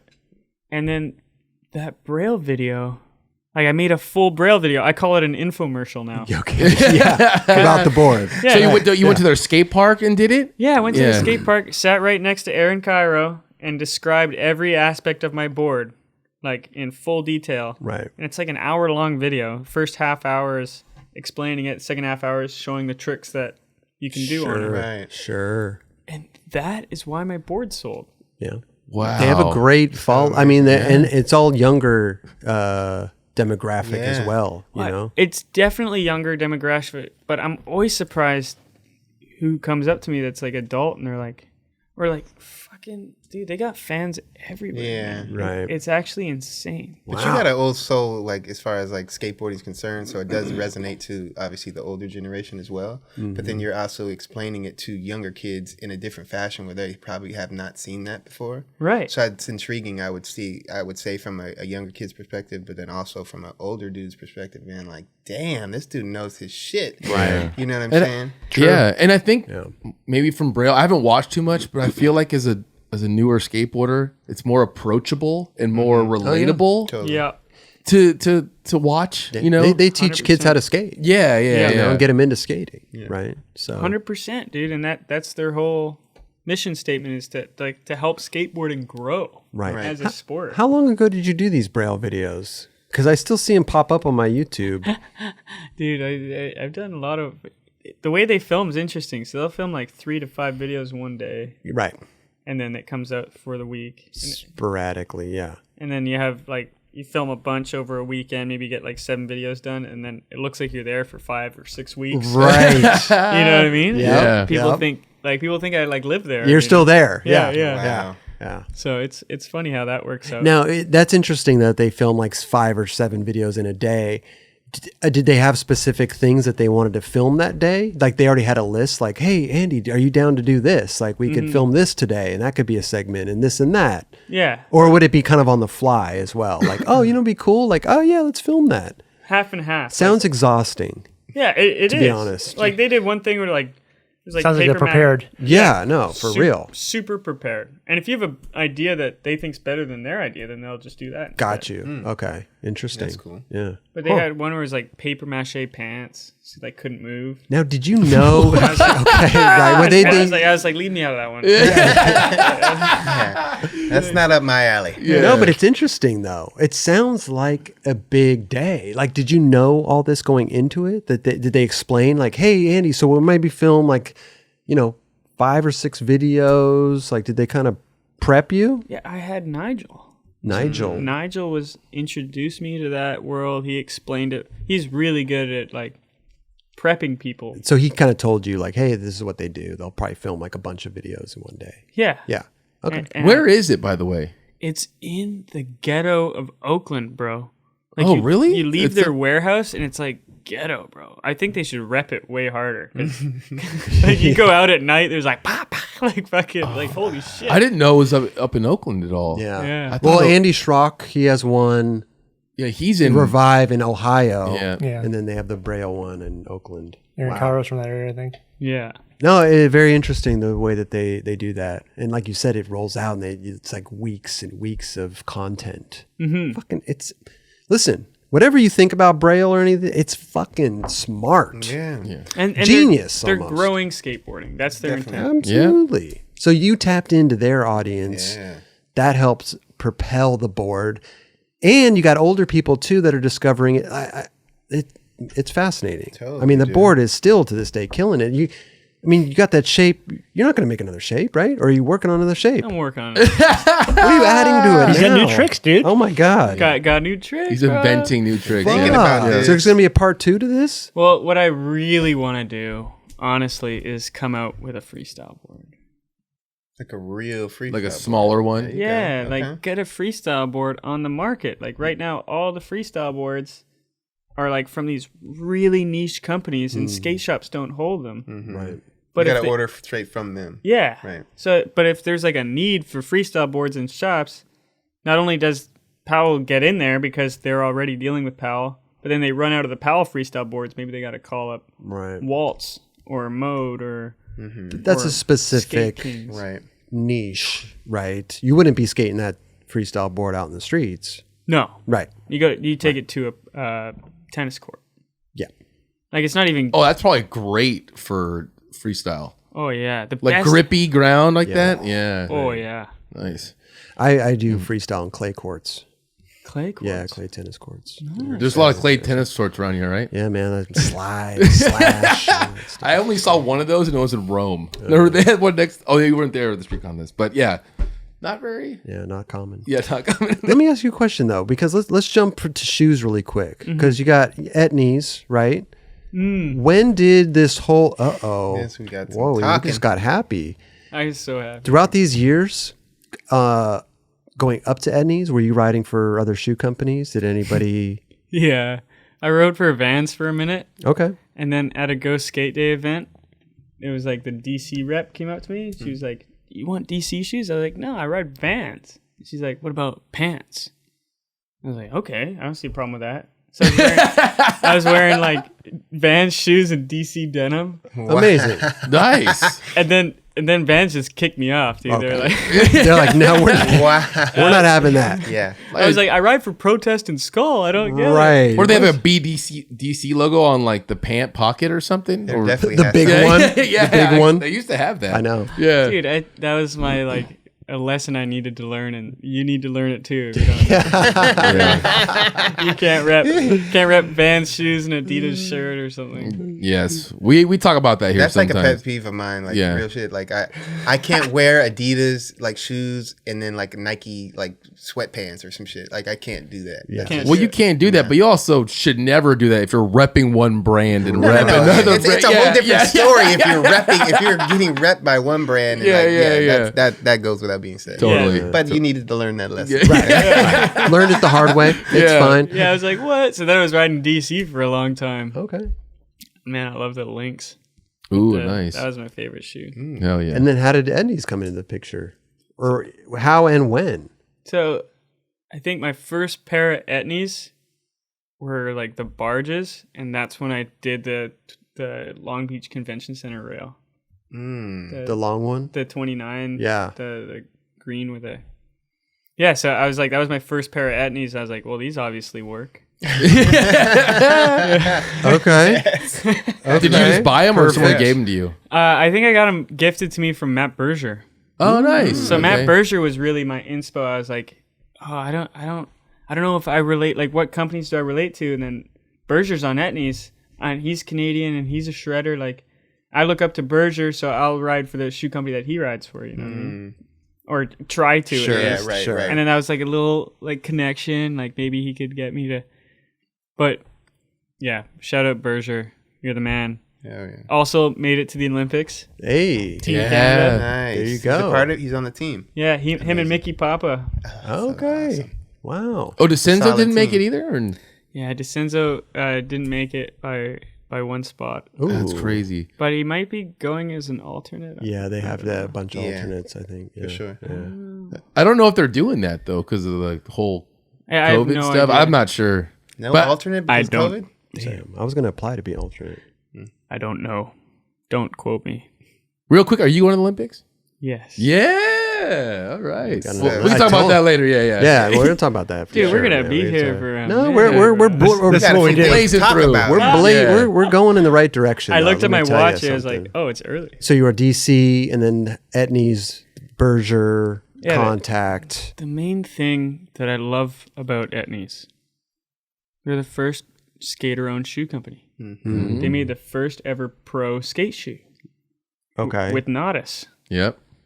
So like the Vans half cab came out like a few months later. Otherwise, that would have been the first pro. And then Stacy Peralta had like colorways, but never his own shoe. Never his own shoe. Because I was going to say, didn't Vans have a shoe even before the half cab for skating? Well, they did for skating. The era or- no. but wasn't pro model. Though. Was it pro model? wasn't pro. Yeah. Okay, got you. Yeah. So- got that. Yeah, Etnies was the first guy to, Okay. and it's owned by two freestylers. There you go. Yes, Yeah. dude, that's my Anyways, Pierre-Andre and Don Brown. Right. Yeah. And the reason I'm so hyped is because I just finally met Pierre-Andre Oh, I just saw that actually. amazing. Oh, wow. on Go Skate Day.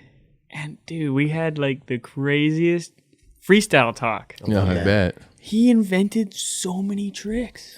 That's so sick. I had no idea, dude. He invented the coconut wheelie. What's the coconut wheelie? It's like, here, you got a board It's like a somewhere? one-wheel wheelie. One wheel wheelie. Yeah. No, not even, bro. Here. Can you get that, Dubs? It's like, I thought it was a new trick. So this is a primo, Yeah. and you can't really primo slide on anything but something really smooth. Yep.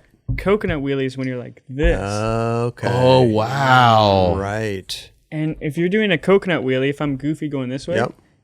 all your weight's on your back foot. I swear it's the exact same lock-in as a backsmith. Wow. What? Like you go on an angle like that. Interesting. It feels exactly like a backsmith. Did he tell you why he named it the coconut wheelie? He went to a bar and got a drink called the coconut wheelie right after. So It's he, called a coconut wheelie? yeah, like I was like, what? He been a new trick. Okay. I'm getting a drink. Whatever Yeah. that is, that's what it's called. Could have been called the rum and coke for all we know. Yeah. Could have been the... Dude, and then he did this other trick that I do all the time, and it's funny because I call it a soul flip, and he owns Soul Tech. Oh wow! But you put your back foot over the wheel, and then you just pressure point it, and it does like a varial flip. Oh yeah. You see kids do that all the time. Yeah. Yeah. Pierre invented that. Wow. And like all these different variations, he invented the double tray flip. Double tray? Okay. He says he couldn't do tray flips. He could only do double tray flips. I skated with him flat ground really quick. Like this is like 3 years ago. And first try, he gets out and he does a double varial flip. Wow. First try, and I'm like, what the hell? How did you? That's hard to do. But then double tray flip makes sense now too. Yeah. But yeah, it's really rad to see his love for skateboarding, man. God. Dude, Yeah. and True he's, skateboarding. oh, I couldn't believe that he's like one hand handstand, finger flip, Yeah. One-handed. or That's like strong. handstand, double finger flip. landing. Okay. Like all these tricks, but dude, the most coveted trick, the trick I want the most, and he's the one who originated it, is the nose spacewalk. Okay. When you're when you're spacewalking but going that way, Right. because the spacewalk naturally pulls you this way. Yep. So Oh, it takes like a whole different. You're put all the pressure points are like completely different to try and go that direction. Mm-hmm. And I've been like trying to master that for years, since 2012 at least. And Pierre's like, yeah, dude, everyone was doing it on the tail, so I want to do it on the nose. Like, dude, you have any idea how much I've like worked for that? You taught me how to do it. It's not off the, but it's a regular spacewalk. Yeah. It's hard. That bro. shit is It's insane. hard wow. Yeah. to pivot around too. To do the. You're floating backwards like that. Yeah. He told me to ask you about the trick you showed him the other day. The trick I showed him. It was like, what did you do? Was it a caballerial? Yeah, that was his trick. So like, so the one where you put the foot here and it does the varial flip. He was saying go into it fakie, Okay. and I was like, okay, so I'm going into it fakie, and I go for it, and it does 360. It's like a caballerial flip. Okay, yeah. But he flipped it with his back Pressure. foot. Yeah, pressure. Well, I call it soul So because pressure is the tail still, right? SOLE or SOUL? SOLE. Okay. But Pierre called it pressure. The way to describe it would be pressure Yeah, to get it in somebody's mind. yeah, because you're not doing anything but like grazing it right here. Right. Right. So I did it like full cab, and then he's like, "You don't have to 360 your body, dude." Like, and I was like, "Oh wow, it works really good." Like big spin flip, Got you. fakey big spin, like dude, just crazy. Like when you're a freestyler and you meet another freestyler, you're like, "Check out what I got in my pocket." Yeah. Right. You're like exchange things. You know what I mean? 'Cause, Yeah. I'm Starts thinking a of it- battle so going good. on. Yeah. man. It's like, yo, dude, like finally I could talk to somebody about this. Like I was, You're gonna understand me. yeah, it's for like I was up in Long Beach for a week staying with Mike Osterman, who's like former world champion freestyle skateboarder, Okay. and we would just go on, bro, because like he doesn't have anybody to talk about spacewalks with, Sure. and I don't got anybody to talk about G turns with, Right. So we're just like, yo, oh my god, and he's showing me all these different freestyle shapes and like why this one is like that and why this one's like that. Like so in freestyle, these hips like this is pretty normal. Okay. And I thought it was for the primos so that you can kind of walk around. Yeah. He says it's for pineapple flips, like where you put your toes underneath it. Oh, and you flip it with your toe. Yes. So you have the wide Wow. wide spot for your heel, and then your toe goes right. Like they shape. Oh my God. Pineapple sense. flips. Yeah, from Doug Coconut Saladino, his wheelies. nickname was Pineapple, Oh, okay. and he like. I always know, there's some backstory always to some. You're like, what? Pineapple? Bro, like imagine you had nobody to talk to about kick flips or tray know, right? flips. Yeah. Yes. Or skating a rail Yeah. or flat ground or anything to do with skateboarding, more or less. Yeah, like it's exactly that. It's crazy. If you're the only street skater and everyone else skated vert only, Yeah. you're like, Sounds like Freestyle needs a Facebook group. dude, Sounds like they need a podcast, man. Yeah. We're the fucking ones. You know how many listens, how many views we got, bro? dude, freestyle, man. I just like, why doesn't it grow? Well, there's no products available. Yeah, it's tough, How are right? you- And no one's I don't see any No one's videos pushing out. it. Yeah. No one's pushing it. Nobody's pushing. You're pushing. You're it. pushing it. I'm trying, dude. There you go. There's so much to be done. So love it, much. man. I mean, to be honest, that's probably the most relatable type of skateboarding because a lot of people don't have a ledge in front of their house or a manual pad or ramp. Right. right. If they just have the ground in front, you know, that's all you need for freestyle. 150%, dude. Yeah. Huh. And like when I'm injured, coming back from an injury, okay, I can't kickflip. I can't even ollie. Like it hurts my ankle. I could freestyle Right. That's interesting. because Right. there's no jolts unless you're doing primo tricks, like primo to primo or Trying something. to, yeah. But if you're doing manuals and spacewalks, it's like yoga, different, bro. That's interesting. Definitely. Yeah, it's like a stretching routine. Yeah. Yeah, it's so good for your body. Prepping you to get back to where you want to be. Yeah, and it tightens up all the little muscles Yeah. around your knees and your ankles and your hips. that- Sounds like great physical therapy, great rehab for sure. It really is. Like, and maybe if it was thought about in that way, like, I don't know. I just feel like it was so uncool for so long that nobody had a street credit card to like. It'd be funny to do like a freestyle workout really. video. That's what it boils down to. There you go, freestyle workout video, man. Doing like push-ups. Well, yeah, we're gonna be partners. Well, I always thought No, it you was, just kind of like do your warm up tricks and be like, all right, this is good for your spine, like into like loosen up your hips and everything else. Yes. I just thought it was awesome that like freestyle might have went out, but the freestylers kind of capitalized and went and Right. started Oh, some yeah. companies. Yeah. And They aren't the only ones. Steve Rocco did a great Yeah. job as well. There you go. Straight up. so that's what's pretty cool about that. Yeah, Yeah. dude. So you got really excited about Etnies. Do you have something going on with them right now, or are you got working on a shoe or anything, or were you just strictly hyped because of Pierre Just hype because of Pierre and Don. and you skate for them, which I think is amazing that you are fans of the. You know what I mean? Yeah, like I Like- watched their skating. I grew up watching them skate. You know what I mean? Like that's like Like I'm sure that half the people that skate for Soul Tech, they know what they know who they are, they know what they did, but maybe they're not like fans, right? Like Like- you're a fan. yeah. I'm like Pierre Andre. Like oh my Right. god, dude, I seen you. Like I don't even know. It's crazy. Like I'm a dude. fan of Don Brown, but it's not for his freestyling; it's for his tough guy shots. Like, like For his partying. I'm a big fan. Yeah, He's Well, straight up. dude, I mean, I'm a huge fan of those guys, obviously, because I work with them. But like what they created for me as a child to look into, that's why I love them. Yeah. They created these brands for me to love skateboarding, and they might not have been the face of it. But This is what I'm saying. Yeah, but they, I mean, behind the scenes they were, but they built stuff for skateboarders to love. You know, that's for sure.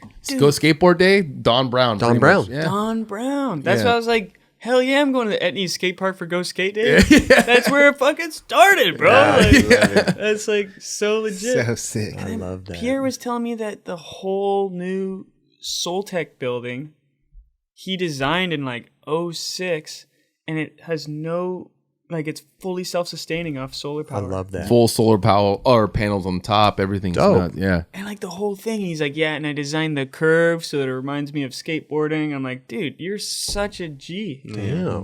And he told me that this is just such a ad for Etnies right now. But he told me that Etnies has been carbon negative for the last few years. Amazing. So since the beginning, he's been like environmentally conscious. Pushing for that. That's amazing. That's But now- great. But now they're actually sucking carbon out of the atmosphere, like just by being a like who's doing that? Who was thinking about that long ago enough? Oh, that- he's so in tune with that stuff. It's wild, right? Yeah, Like it's super rad. So I'm just beyond stoked. So the shoes you're wearing right now, you got like is it a lace protector on there? Yeah, bro. Here, let me. I was like, What is this, bro? You got Okay. Oh yeah. It reminds me of a little airwalk. Oh, wait a minute. Is it built into the shoe? Okay. Something in my wallet. Yeah, it's Yeah, Roger's. bro. That's when he goes and pays for dinner. Yeah, that's the best. So good. Wait a minute. So did you design this shoe? No, this isn't. This is in their line? This is a throwback. This comes out next summer. Oh, we get an exclusive right now. Oh yeah, look at Amazing, this. bro. And then the shoe comes out too without this. Oh, it does. It's like the Windrow Volk Okay. with like With or without? With or without? Yeah, exactly. Right. wait, so you can either get it without it, or you can manually put it on, or is it? No, like you get one that either has it or. Stitched. Oh, okay. That's some old Airwalk shit, It right? did. That's what I Like- said. It reminded me of airwalk. Yeah, Airwalk was the first company to do it. Yeah. But Etnies also did it. So Okay. it is an Etnies throw. Throwback, gotcha. And then they have the old Etnies OG tag. Etnies shit. Yeah, that's sick. I always told myself, like, if I got a shoe on Etnies, it would have to have this tag. And then they're like, yo, check this out. It's got the lace cover and the tag. I'm like, dude, You guys just did it. Yeah. guys, okay. Straight up. Amazing, dude. So, yeah, it's nice. Little lace protector. Freestyle, bro.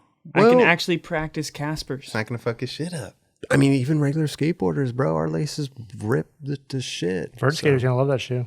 Yeah. Oh, there you go. Do you think it messed with street skating at all, or does it work just the same? Like kick flips, all that stuff. The main thing it messes with is like when you look down. If you don't want to see that, like for me, I look down, I'm like, woo, Yeah. stoked. sick, finally. But like, it's just a fashion thing at Okay. that point. As Yeah, far yeah. as function, it doesn't get in the way of anything. And Okay. to be honest with you, that part is very important to be able to look down and see something you like. Right. It's super important. Definitely. Worst day ever. So it's looking down at some bullshit. And it's the same with how you dress, right? Like, Oh, yeah. if you want to like wear your favorite pair of underwear or whatever, like, fucking, Mm-hmm. You want to feel good for the day, so when you're going out, you got to try to focus in on getting that clip. But if the clothes make you get that clip, Oh, let's hell go. yeah. Let's go. straight up. And you're not ruining your shoelaces with that thing on. So. And dude, I wear a fucking helmet, so I already gave up that a long time ago. You know what I mean? This is why we love you, Andy. Straight up, dude. So thanks. Yeah. I think of it as a helmet for your laces. Okay. Yeah.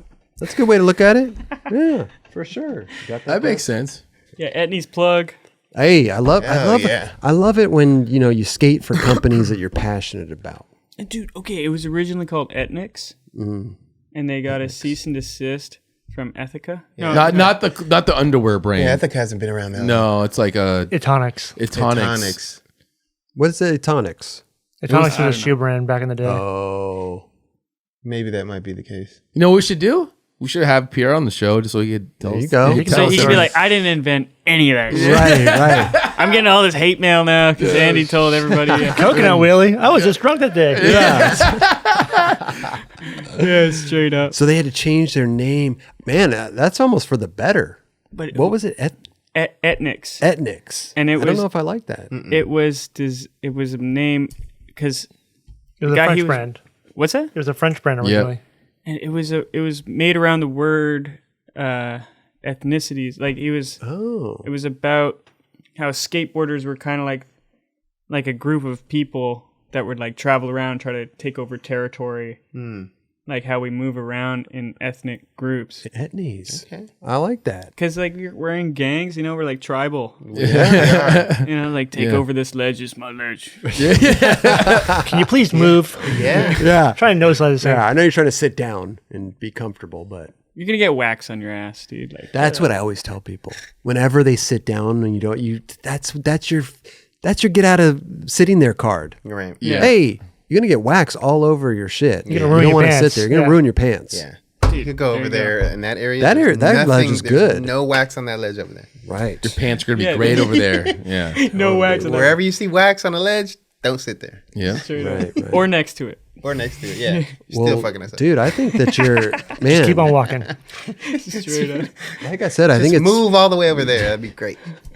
And not just the get in your car and go home. You know what I'm saying? That would be great. Well, listen, like I said, I think it's rad. You're passionate about the companies you skate for. It's very important, you know? It's important to me too, man. Like, like Powell, 1976.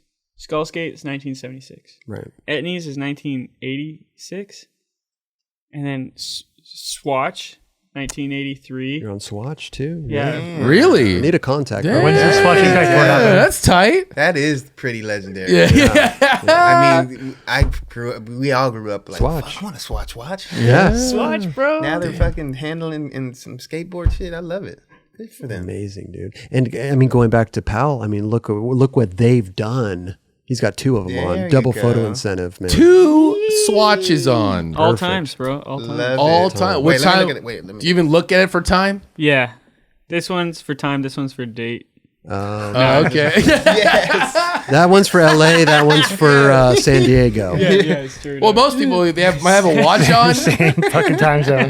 I know. Yeah. I know. so I got one for White Rock and one for LA. Yeah. Yeah. I see. I gotta start. Sometimes you saying need to that. know what time it is in White Rock or San Diego.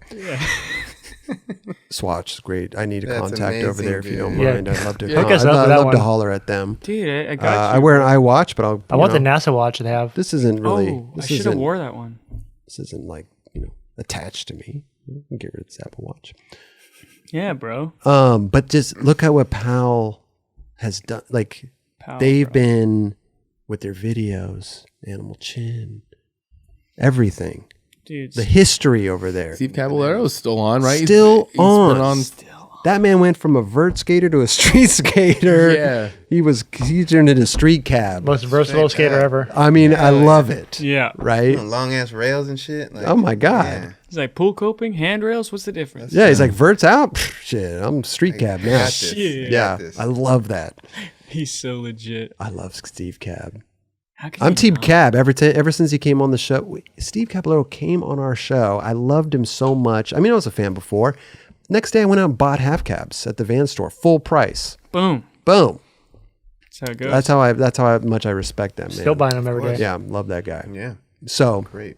but it's just like I said, like the history of Powell, like all these companies. It seems like it's very important to you. Yeah, it is. Yeah. And like 8th Street to but Powell and dude, just the way that they marketed themselves and the way that they made skateboarding look fun. Mm-hmm. You know what I mean?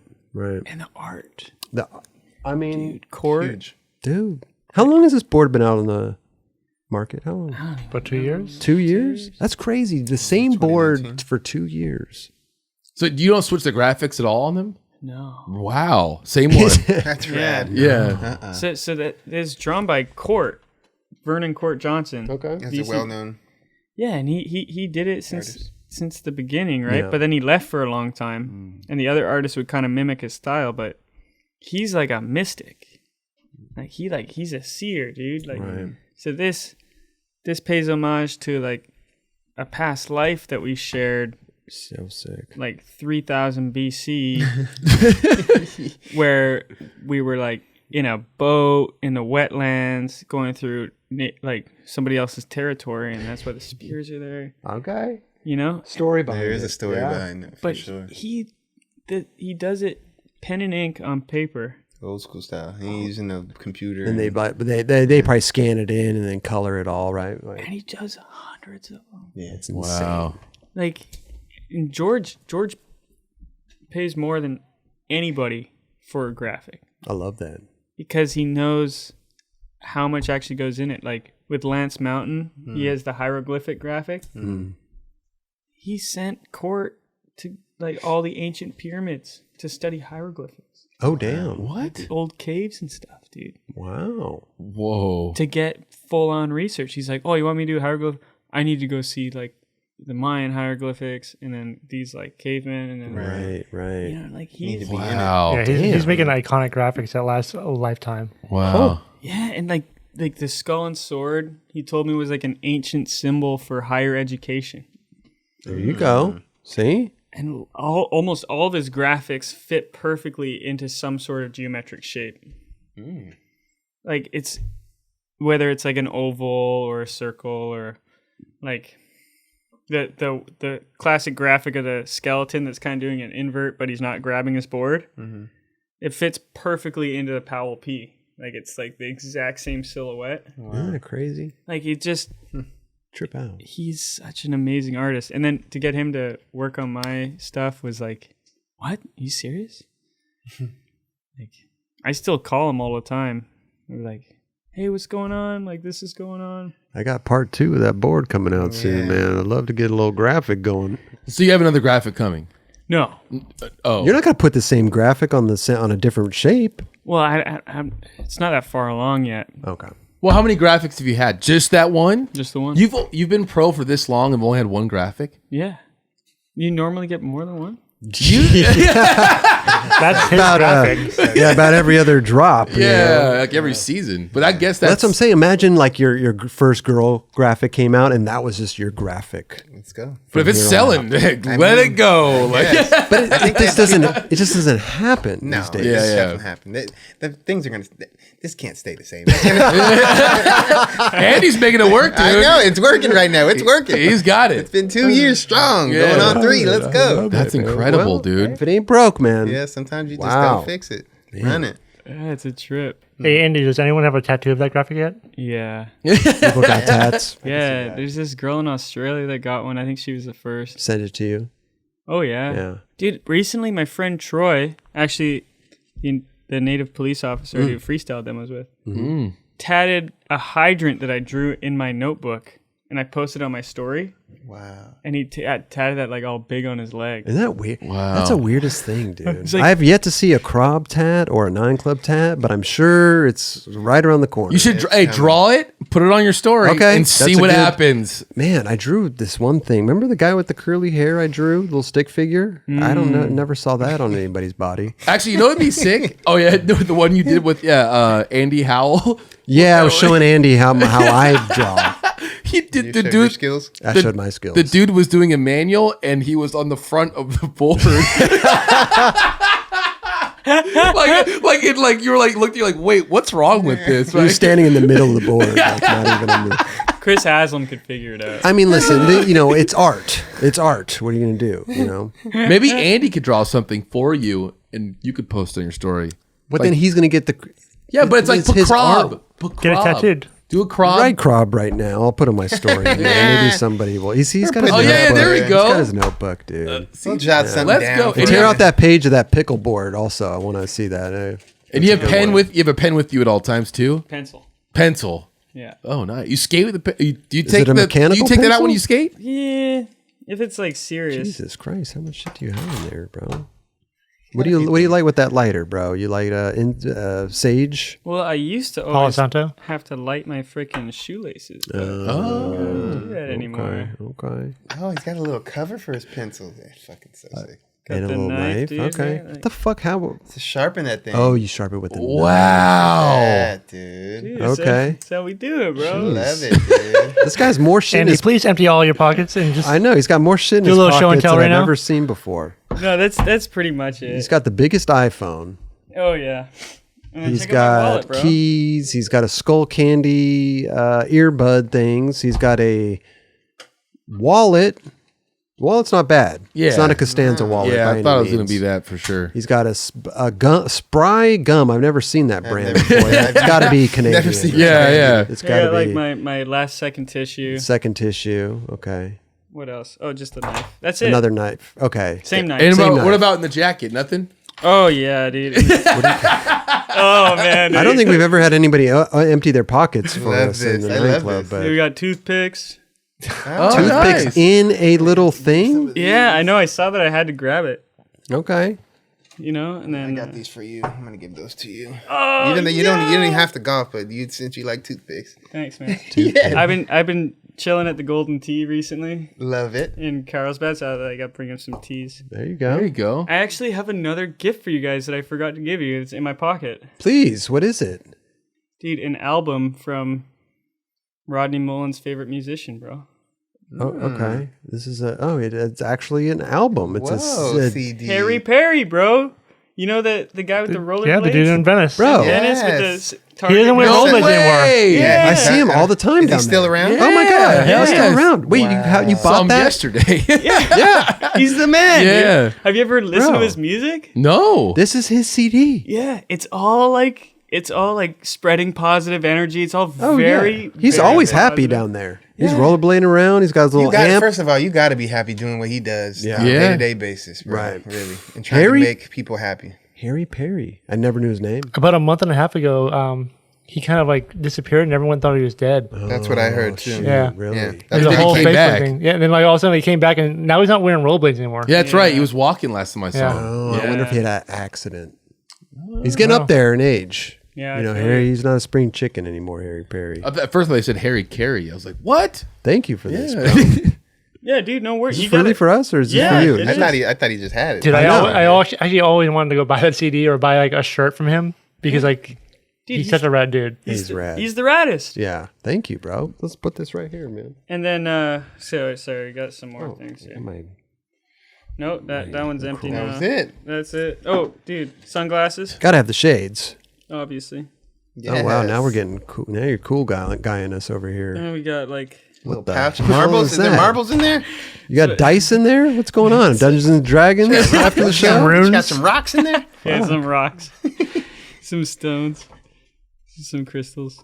Oh yeah. Yeah. You I get fuck with the selenite? crystals. I'm starting to be more. You getting into crystals? I mean, I see Joey Trichet and he has a bunch of sick rocks likes the and crystals. crystals and stuff, and it's like it harnesses good energy, right? Or bad if you put it into it. You know? Well, yeah. Well, I'm trying to just go for the good. yeah. There's so many spots out here with all the crystals and stones and On the stuff. boardwalk? Yeah. I see them all the time. And there's actually stores. Yeah. There's a few stores around here, rock stores. Yeah. Yeah. Yeah. It's pretty popular right now. So what do you got in there? All of mine are given. You never buy them. And no, Is there a problem buying these stones? I buy them to give. Oh. But if I went and bought a stone and I wanted good, is there any problem with me buying a stone? No, it's all up to your personal morale. Okay. That's all I need to know. Okay. But I can't tell if you're looking at me or not anymore. but that's fine. I got a bunch in here. You know, this one's from Court. I found it on his driveway actually. You found this in the wild? Yeah. Whoa, that thing Wow, is. that thing looks. That fucking, thing is. Are you sure this is a fucking space object? Yeah, here? that looks like It's fucking UFO crashed and melted on the front line. What is this thing? Oh, dude, this one's from Nigel. Fuck. NKA. Okay. nice. You know. Look at that. Look how easily this floats around along the I table. know, right? It's almost like hovering. Dude, that is special. But I just got this one yesterday. Okay. Who gave you this yesterday? Can you divulge or is it a secret? Jim Goodrich. You guys Oh, know the photographer. Jim? The photographer. 70s photographer. He worked took at a lot of Transport. great like skateboarder photos I don't think I've back in the day. been offered a stone before. I'm not giving you one, sir. Yeah, these are Really? these are his personal stones that he gets gifted. But look at this one. So do you, Jim Goodrich just dropped me that the other day. He's like, Wow. that's nice. What? Bro. That's almost like a Damn. bullet. It's iridescent too. Like it looks. I see the colors from here. That's crazy. Wow. That's Buttery. What kind of do you know about the rocks? Do you know what each rock possesses or is intended for? little bit, not much. Okay. I've been into some of these rock stores, man. That one looks. I was interested in So- rocks at one point. I wanted to go buy a rock. Wait, so they're gifted to you, and then do you give those to people? No, if they're giving to me, usually I just hold You on keep to them. them. Okay, okay. okay. Unless they got like sorry, this is like super weird that I'm getting into this. No, not at all. But It's kind of awesome. Yeah. I've had numerous jackets where I like come on, I got a bunch of stuff in my pocket all the time. I'll put a crystal in it and leave it there for a number of years. Oh. And then after a while, I can't put on the fucking jacket anymore. Like it'll like it's like my one jean vest in particular is It like shrunk. no, I would just get vibed out so heavy, dude. I'd like, man, I haven't worn that in a while. Like put it on, be like, can't leave my room. I have to. Really? Yeah. 'cause Do you know why? I mean, do you go, oh, it's this crystal, man? I didn't, Yeah. like, because it's just. am I weird, wrong dude. or do crystals have to be like charged? Yeah. So they can't be like, you can't, You put in the sun or the moon. yeah, or hold them. Like they can't. I might be totally just bullshitting this. I don't know. But I feel like I've heard it before. Yeah, I like to. like, I don't know, dude. I think it's just, for me, it's like a ritualistic thing. Okay. So it's just like a sign of respect and stuff. So whenever I bring him out, I bring up who brought him to me. Gotcha. And then I try to let him out under the full moon. To charge them. To charge him. There you go. And that's that. After I started doing the full moon thing, I haven't got any like super weird. Well, I was going to say, dude, like if a stone's lying dormant for a couple of years, right, it's not charged. So That's the why moon, the moon charges it. Is that what you're saying? Yeah, or you could just put it on the ground again. Wow. Yeah. You can do like Get running charged water, from like from the ground. Yes. So that's why you Wash felt your stone. that jacket wasn't right. Yeah. Because there was not a charged you can sage Dude. them too. stone in there. I wish I had an How do explanation. you know so much about rocks, Raj? I've dated some hippie chicks. So yeah, some of those I've had since I was like 14. I love that, man. Wow, that's really amazing. sick. Yeah. I love that. And it's a part of your like little, group of things that It's you working have. for you, Yeah. dude. I mean, listen, I've never seen, if I had that much shit in my pockets, I'd just drive me fucking crazy, dude. But what's the story with the spry gum? I always thought when I was a kid that brushing your teeth was the most bullshit thing ever. Okay. And I was like, why don't you just give me a piece of like steel wool and I'll fucking chew on it. Never thought of that. Yeah. And then I found out that they make that. It's like xylitol gum. Oh, can I see it? Does it have aspartame in it though? No No? aspartame. Are you sure? The sweetener is xylitol, and then it's like cleans your teeth. So you don't brush your teeth? Oh, I definitely brush my teeth. Okay. I'm just gonna ask them. Like, that Yeah, weird? okay. Yeah, I totally like He's like, no, I'm not trying to not do that. I've but, never seen you Yeah. know. got more fur on my teeth than my upper lip. Well, dude, listen, I think, what are you working on now? Anything going on? I mean, you came out with a part kind of recently, right? It was, how long ago was that? It was within the last year, 6 months maybe? Oh no, it was definitely the last 6 three, months? 3 3 months months? almost. No, The one you did the would say- 50-50 late like front foot impossible. I don't even know when that came out, to be honest. It was like 6 months. It's been in the last But I 6 to 8 months. I was filming that for like 4 years. Oh, really? Yeah, so it's funny, like the Brett Novak video that I did forever ago, Mm-hmm. I filmed that in 2 weeks. Okay. I had Oh my four. God, it came out 4 years later. Yeah, I no. I was gonna say if that was the case. So like I did one part and I filmed it in 2 weeks. That's all he was in Canada for. Okay. And I filmed that shit, and then I was like my best part. It's like Brett Novak, by the way, used to jump in the van with Ty. Yeah. Yeah. I remember. Yeah. He came to the beach. Not They so came long to the ago. beach. He was freestyling over there. Yeah. oh yeah, Yeah. Dude, great freestyle. guy. Sorry, I was gonna write Krob. Oh, yeah. I forgot about that. Oh, this is the hydrant homie got tatted. Oh, I could see why somebody, yeah. Can I see that real quick? You can't see it. Ooh, that looks tight. It's a nice idea. I think it's a nice hydrant. Yeah, and A dog would pee on it for sure. Right. Yeah. I gotta find a blank page here. Okay. Let's see how this works. I don't even know what to do. You should see ROB. What were we just talking about? Crystals. Yes. You're Oh, going, oh, you're, no. you're going into Powell. No, you were going into new stuff that he was working on. Yeah. Yeah. Oh yeah. right, so there's this big project I'm working on right now. It's like Ooh. this It's called the Olympics. this motherfucker. Jump my gun. Yeah, dude, I got the Olympics. Okay. So I'm No, not so no video parts. no nothing, dude. No Yeah. nothing. And that's okay. Yeah. The Olympics is gonna be over in like less than 2 months. Dude, it's not even a month away. Yeah. And then it's done. Yeah. Actually, by the time this episode airs, you might have already competed. When does the Olympics start? When's the bowl? It'll probably come out right around the time, to be honest. You're the bowl or the park skating is at the end of the Olympics, correct? Yeah. So it'll be around July so or you're in the- August 6th or 5th Yeah. or something like that. Oh, so you're in the 6th. park? You're Yeah. not in the bowl? No. Both. Park is bowl. Yeah. Park is bowl. So it's What the hell's the other one? street. Street. Okay. Street park. Yeah. So you're in the park Yeah. and street. No. Just the street. Oh, you're only in the park. He's in the, he's You're in only the in the transitional park. Okay. Okay. Yeah. You're getting confused. We're all lost. Like, what? So that's coming up soon, dude. Well, listen, we're gonna hang your gold right here. Oh, Okay. Thank you, man. We're gonna hang it right here. We're gonna put it on loan to the 9 Club Museum. It's gonna look great right there, bro. Oh, that means so much to me, man. Now listen, I mean, it's the Olympics, dude. I feel like you're calculated, but at the same time, a carefree skateboarder. Maybe, I don't know if you say it, but are you worried or are you excited for the Olympics, or are you? What's your emotion? I guess I'm trying to get at. Dude, I'm just Nervous? I can't believe I'm in it. That's true. Yeah, it's pretty amazing, dude. Like that was the thing for me because I was a bubble boy. I was like either in or out depending on where I place and what contest. So like right before COVID happened, I did the Canadian Nationals. I came first for the Canadian Nationals. Okay. And that was like huge for me, and that put me in 19th spot. So you need to be top 19. There's so much math, but I'll leave out the math. Please do. Top 19 because the 20th spot goes to Africa. Okay. So if you're 20th, then you're actually 21st. Okay. So top 19, I had to be in the top 19. I was 19th for all of COVID because I made it to 19th because of the one contest. Well, not because of accumulation, but because I won the nationals, I was in. Mm-hmm.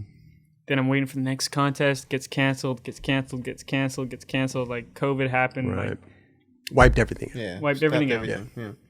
So then Dew Tour was supposed to go Dew Tour and then World Championships in Rio. Gotcha. Rio got canceled because of COVID, and Rio was gnarly. Mm-hmm. So then it was like Canadian Nationals, year and a half, Dew Tour. And that's it, right? There's no other no other points you can get anywhere else. Right. Yeah. And in the World Championships, you can be like pretty low ranked and do well and make it in. But at Dew Tour, the points weren't like that. Okay. So you came into Dew Tour 19th. I thought I did. Oh. But 1 week before Dew Tour, Rune Glifberg won his nationals and bumped me out. Oh. So I didn't know this till after. Like, I'm just not focusing on the politics at all. Got you. But that's what's crazy. A lot of skaters going into this were looking at what they need to do just to get into the Olympics. Right. Yeah. Like to get in that top 20. And you weren't even really... No, not at all. Yeah, okay. Because I got a good coach, Sean Hayes, Yeah. and he knows that would fry my brain Right. if I was thinking about that. And he's like, let's let everybody else fry their brains, and let's just focus on what we can do, right? There you go. Because at the end of the day, you can't control where you're at. No. So there was like a certain placement that I had to get, which I thought was top 20 Got you. in order to make it through. Yeah, so at Dew Tour, the scheduling was all crazy and all this stuff. And I didn't know if I was in or out because I wasn't really trusting any math. I was 19 last year, but what does that really mean? Got Yeah. you. And then I'm like, okay, I need to make top 20, Then everything's going crazy with the weather. And I'm calling Stacy Peralta every night. I'm like, Stacy, like I need some help, you know? Yeah. And he had such wise words for me, like over and over and over again. But like his main message to me was just to trust my talent and like understand that like, hey, when the pressure is on, just let go and let your talent skate. Yeah. Pretty much. Yeah. Amazing. I was going out late at night, like trying to like talk to God or something, like look for a sign about like what to do in this contest. And 2 nights before the contest, I was out in this dark alley. Every night I'd go out in like some piss dark alley and just walk around Des Moines. And this hobo came out from around the corner. And I was kind of like, yeah, get the fuck out of here. I'm trying to talk to God. Okay. Yeah. You know? And he's like, yo, I just had the longest conversation with God. Like, that was what he said. I was like, Okay. Yeah, are yeah. you fucking kidding me? What did he say? Like, Yeah, now you got me. yeah, tell me. And he's like, he took me to another realm, and he reminded me to just step into another realm when times get tough. Wow. Okay. So then I had it like step into another realm and trust your talent, like written on my hand. Wow. Dude, fucking so gnarly. And then So George Powell and a homeless guy told you. Stacy Peralta. Oh, Stacy. I'm sorry, Stacy Peralta. Sorry. yeah, Told you. yeah, those were my Yeah. that was my The mantra. guiding voices. Right. Yeah. Right. Amazing. Yeah. Both have great things to say. Yeah. Yeah. But I would say one. Okay, keep going. So during the One contest, Yeah. So contest going down, I'm like, the practices were so insane, dude. It was like, because of COVID, they didn't want 2 people in the bowl at the same time. So you drop in, get 40 seconds, or if you bail, that's it. It equated to 1 drop in every 5 minutes. okay. It's long time to hell wait. Yeah. Yeah, so you're like, drop in, you're like, yeah, let's get it. And then you're like, oh, 5 Gotta wait. minutes. Right. And then it's like, oh, it's my turn? Shit. Okay, let's go, you know? Yeah. It's so weird. Throw you off a bit. Oh my God. Sure. How'd you do in the contest? I forget. Like practice is over and today's the day of the contest. I have 2 warm-up drop-ins. Mm-hmm. First warm-up drop-in, go for 50-50 around the deep end, and just eat shit. And I totally tweaked my knee, and I fucking tore my meniscus. Whoa. Like 5 minutes before I skate. Oh, I remember you showed me the fall. I was like, oh my gosh, dude. So that shit was like insane. I like could barely walk. I'm just trying to like squat it out or something. Did you know you tore it? Did you find out that was your meniscus after the fact, or did you? After the fact. Okay, yeah. so keep going. Yeah. Because I didn't hear a snap. Right. So I knew nothing was like, pah! Like it wasn't my MCL or my ACL or something. But something was seriously fucked up, right? And then like I'm just like, fuck, bro. How are you gonna do this shit? And I had spent the whole time during COVID trying to learn varial heel lean airs. Okay. So like it was like a year and a half trying to learn this trick, and I just figured out I need to put my front foot further back, and I get it consistently. I figured that out at Linda Vista 1 week before due to it. Oh, wow. Okay. So like, dude, the timing and lining up was insane. And then I fucking landed my run, like my ideal run. Actually, no, I went off track on the first trick and then had to mad lib my run. Okay. And then did a sicker run than the run I planned. Wow. This is with a hurt knee. Yeah. Like you just hurt it, and you're still continuing the same run you hurt it in. Yeah, dude, like it fucking. That's how it happened, dude. It was Your adrenaline, dude. Yeah. You're in it. Wow. And you blacked out probably, more likely. Yeah. Yeah. Well, step into another realm. Yeah. Hey. I let your talent do. Dude. Yeah. It was like the best. What, dude? Like I had the ammo. I was like, I'm ready for this. And then I qualified 4th that day. And then the next day I had to skate again. So I was like, went to Matt Berger's freaking hotel room, ice bath like crazy. Got you. And like we had some physio guy that Sean recommended. We hired him. He came over to my room and he's like, yo, can you come over? I'm like skating in 2 hours. He's like, I'll be there in 15. Spends an hour just flushing all the juices out of the knee. Damn. And then show up. And like it was like, okay, game on, dude. Step into another realm. There you go. Fucking shit worked out. So I ended up coming 11th. Okay. Nice. And I needed to come top 16. But I didn't know any of this. You didn't know that. No. Right. So I was just like, I landed my run. Woohoo. I don't know if I'm in or not, but I fucking did it with all this shit going on. I'm so stoked that it worked out and that I had all the help that I needed. Amazing. From bro. Sean Hayes, dude. Like, couldn't have done it without Sean, dude. He like taught me fucking how to brush my teeth. Okay. Yeah. With gum. With the gum, yeah. Yeah. Chew this gum. But That's an incredible story, Yeah, man. dude. So all that stuff you find out later was the meniscus, you said? which is no big deal. Right. Even if they do something, they go in microscopic and trim some stuff off, maybe clean it up a little bit. It's like a bushing. Right. Right, Like okay. all the other shit like holds your leg together. Your ACL, MCL, PCL like holds it. And the meniscus is just like the bushing in between your bones. Right. Huh. So that could be like totally gone.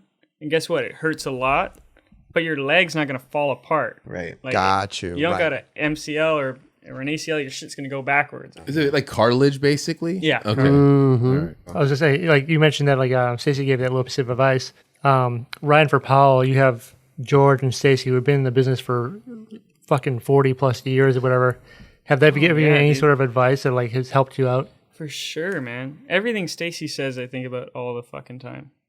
Like, you gave me some insane advice. Like, from the first thing you told me, I want to turn you pro, but you have to make yourself well known enough that it makes marketable sense. Mm-hmm. That's straight up that you just told that to a kid, like, oh, okay, now I know where to put my energy. Yeah. Yes, I mean, that's dude. what that's the deal is every single time, but not everyone explains it like that. Yeah. Right? Yeah. You have a lot of kids in the industry that doesn't know they're just skating. Yeah, just because you're good at skateboarding does not mean you could just be a pro skater. You have to market yourself. Yeah, You know what I mean? It's Yeah, a but that's big more part of it. relative now versus when I was younger. Absolutely. You know what Yeah. I'm saying? Like it's all like if you're at a contest and that's the way you're getting exposure. You know, Yeah, you're at a true. contest and you can obviously you send your little videos to the companies or whatever, but for the most part that's the way you got exposure. Now with social media, that's how you make yourself relevant. Right. You know, Yeah, but back in the day, like brands like Powell were creating that image for them. right. For sure. Yeah. Now it's like,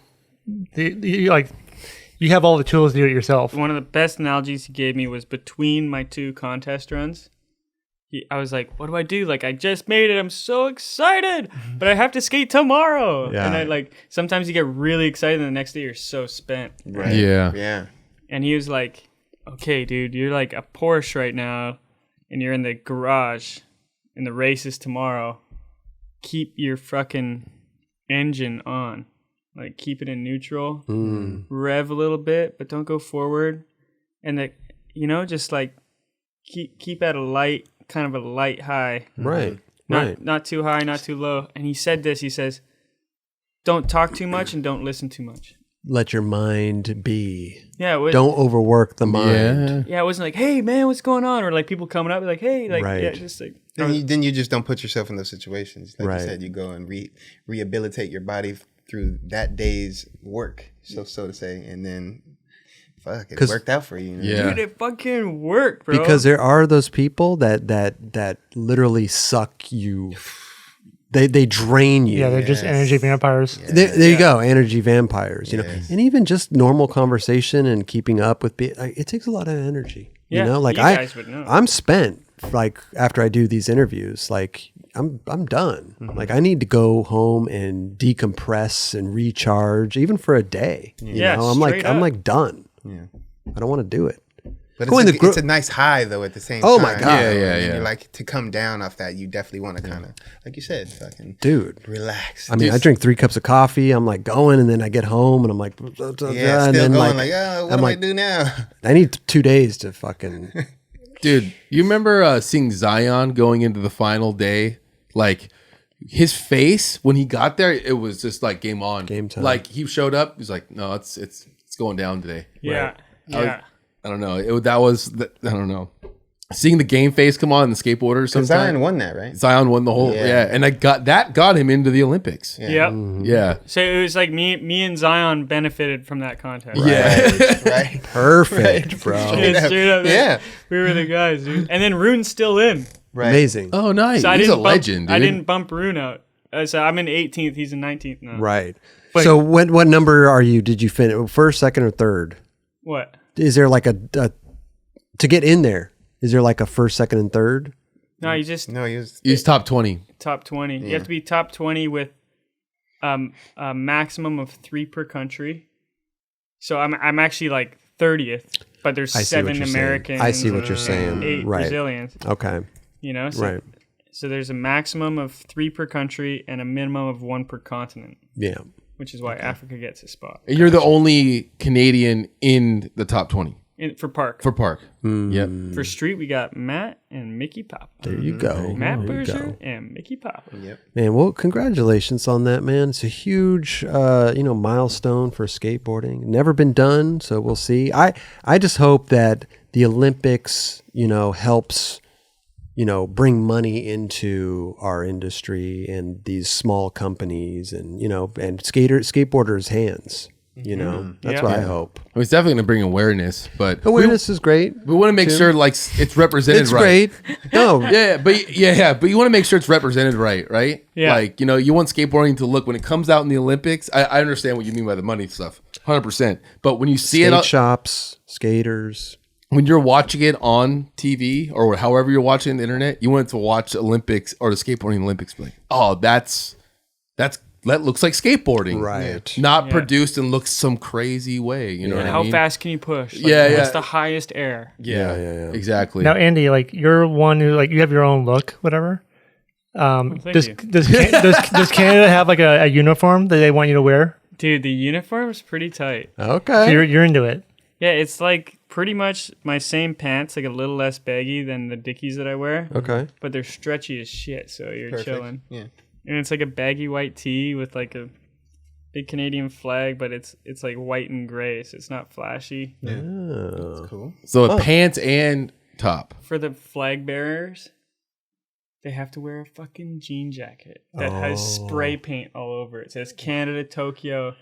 Like everybody else is wearing like a freaking Nike jumpsuit. Yeah. And the Canadians gonna be wearing a freaking Canadian tuxedo. Amazing. That's amazing. And it's all spray painted, dude. Like it's so OG. And then right before all this, me and my friend Troy, I always go back to Troy, the native RCMP officer that who also skates.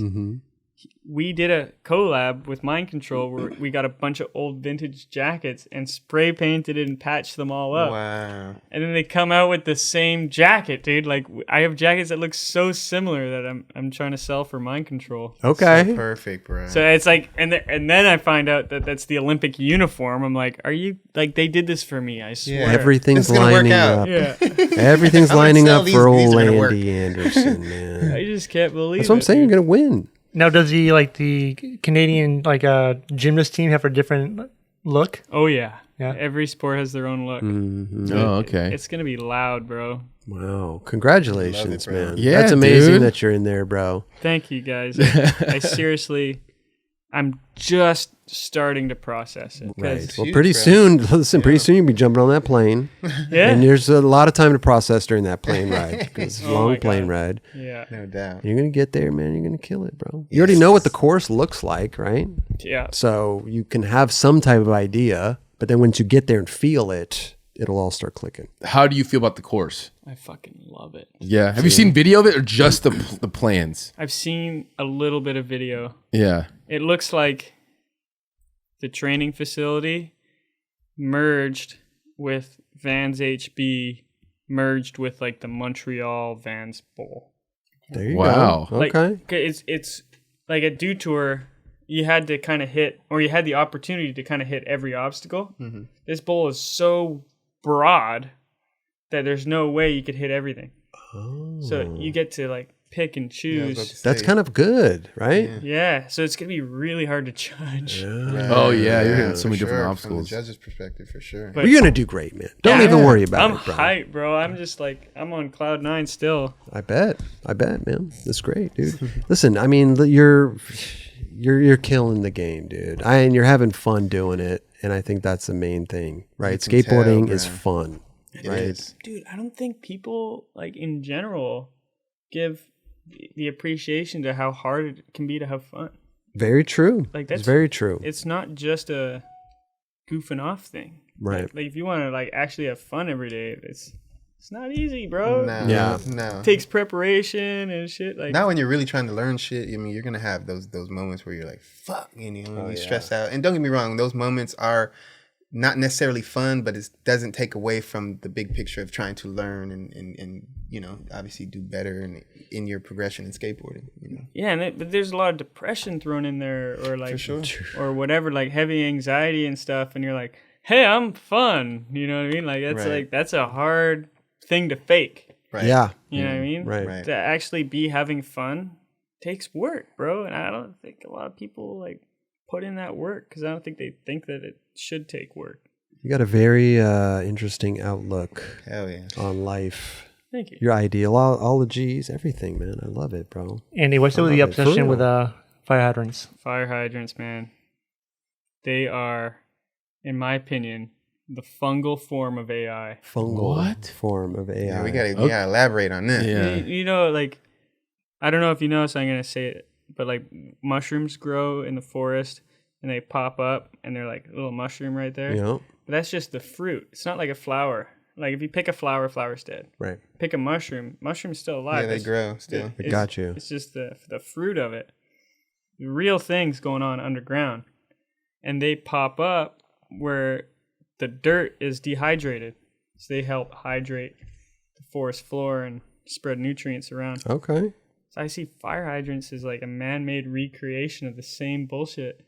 Where we got these like little like colorful things that pop up, but really the whole shit's going on underground. They're all connected, All Right. networked. Okay. And, yeah. Right. found all across the world, all do the same shit, look a little different Right. colors. Some got spots. Yeah, some are But red, they all do some the are yellow. same Yeah. thing. Yeah, they all do the They same. all do the same thing. Some different heights too. So there's Yeah, some big, and- ones, small ones. There are all Straight kinds up? of. Yeah. Beverly Hills are gold. I mean, Gold it's fire Beverly Hills. hydrants out there. Crazy. And then the other thing, dude, there's so many things to like about fire hydrants. So many things. I never would have thought. Yeah. I like jumping over those things. The whole aspect of utilitarian art, like we need to have something. What are we gonna make it look like? Right. And the fact that every community decides it's gonna look a little different. It's never just like a pipe. Right. They could all just be pipes. That's true. It's true. Yeah. Like, it's art, you know. Yeah. Someone designed it. And when a car runs it over, it's a big show. Yeah, I love that. There is a big show. It's a big show. And then the most recent thing I've come up with for why I like them so much is like they communicate with other machines, like cars. So cars know they can't park next to them. Mm-hmm. Oh, okay. So if you see a fire hydrant, you got like a sandwich, you can sit next to the fire hydrant and know no car is going to bug you. That's a good way. I never looked at it like that. So you'd be like, yo, dude, it's like, yo, take a seat. Take a seat.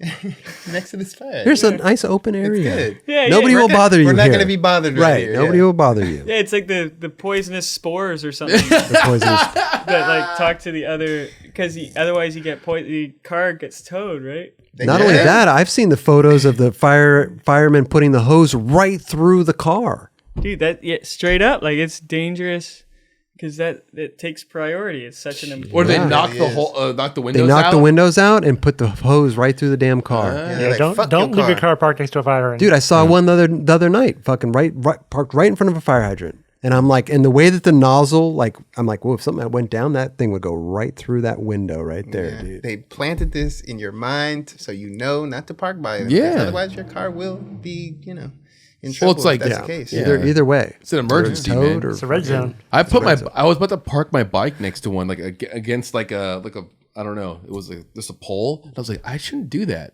Yeah. Just in case there's something that happens. Yes, Right, like, right. You like, there's this bike here. Who's this asshole off this Yeah. bike? There's a fire right here. I need the fire. Mind So- control. I'm sure that the Mind firemen control. have some clippers. They'd just toss your Let's bike make it aside, easier man. for them, dude. Yeah, There's yeah. some real problems it's going very on. nice of you, bro. Yeah. The thing that bugs me is people just they don't know how to react when they're driving. Like the first thing you learn about driving is you pull over to the right if there's a fire engine or I still see cars that just stay there and like don't do anything. I'm just like, They'll just stop. Just the deer in fuck over. headlights. yeah. Yeah. Anyway, listen, Andy. This has been incredible, bro. We would love to. Well, first of all, we don't want this to end abruptly, but can we give you some 9 Club stuff to take home with you? Yeah, dude, I already got the pics. Bro. We got the the number 33 picks. Yeah. Kelly, we go do the honors and grab So Have those fresh. things been this? No. Wait, hold on. grab Andy Anderson. Did you give him a pack of used? There's a couple missing from here. Oh man, Justin's been I'm gonna taking get them. you something else. Justin's I'm gonna get you another one. Oh yeah, well, dude, I can can reuse them. I can use them, put it back. You can. I'm gonna bring these out of the golden tea. Everyone's gonna Found be one. laughing. I found one on the floor the other day, Dubs. No. Yeah, I know. Random. I know. who Oh it was. my Thank you, gosh, Kelly, look at bro. this. Thank you, bro. First of all, Andy, dude, listen. This won't be the last time. It was such a pleasure having you on the show, man. God. And Straight up. we have so much. dude. We have so much you. more to Sick. talk about. Yeah. That come back on a stop and chat. Come hang out with us anytime. Maybe when you get back from the Olympics. Yeah. It'd be amazing That'd be dope. if you come back on the stop and up. tell us the experience Yeah, it'd be over rad. there. That'd be fucking sick. Hell yeah! Definitely. I'll give you the whole breakdown. That would be amazing. I'd Play a little love that. slideshow. Yeah. Take photos. Yeah, do a little piece out there for us and just bring it back. Bring it back, We'll give you some stickers too to put on your board for dude. That looks Olympic sick. photo incentive. I need freaking You get on NBC with a nightclub sticker, bro. $20. 20 whole bucks. bucks. Big bucks. No good? I thought $20 was pretty good. That's not good. Yeah, when he's you're talking gotta- about. no, We no. were talking about He's earlier. talking about on the podium with his board. Absolutely. That's $20. yeah. Is Powell giving you a TV incentive? no, I don't get inset. But like, sorry to keep going. The reason I got on Swatch was because everyone used to wear like 8 watches at the same time, Yeah. and I found out that was photo incentive. You'd get Wow. you get $100 per watch. Wow. And so they would just have their whole wrist watching. Oh, So Rodney and Chris Miller and all those way. dudes were just getting paid. Yeah. What? That's smart. Do they still have that deal going on? Oh, well, Chris will wear on the 9 Club, right? He'll have Dude, I will 20. fucking, however. The 9 Club Swatch Impact Tour coming soon, guys. Yes. 6, 7. I got about 5, 6 watches on each wrist. There you go, That's dude. great. Every show? Oh my God. Please send me their contact. man. That'd be amazing. The funny thing is that worked. Like people would actually wear multiple watches. I remember having like 3 watches at one point in time when in the 80s. Oh yeah, it got people to buy. Oh, yeah. Will they swatch? It was a They were thing. all Swatch. Oh, see, it works. There My you go. man, my man. Yeah, I That's love what Swatch watches back in the day. We all Getting do. better. It's getting better. Hey, here's our. I don't know if you've ever heard of Scott Kane. Scott Kane. Yes. Do your homework, because I know you love doing your homework. I love homework. Bootleg video. He had a 12-minute part back in the day. God. Amazing. He turned pro in the middle of his part. Did the first. He was a tech rail skater ahead of his time. Like he was doing switch heel front noses down handrails in 2003. What? Yeah, 2002, 2003. He was a beast. Yep. Beast. He's been on our show, but he has a water bottle company, Highland Peak. So we did a collab with him. Beauty. So there's something to put your bevs in, to keep them cold or hot. That is Nice little bev. so nice, dude. I don't know if you're into candles, but we got the LaCroix No way. Pample- LaCroix. Pamplemousse candle. Smells like grape. Mousse. Yeah. Smells like grapefruits, bro. Oh, damn. Yeah. My hotel's going to love that. Yeah. It's gonna be smelling Put it. nice. Don't leave an open flame unattended. Okay. Oh, man. I almost burned a house down like that. See, it's Yeah, bad don't- I news. woke up to the noise of the flames. Oh wow. See, Wow.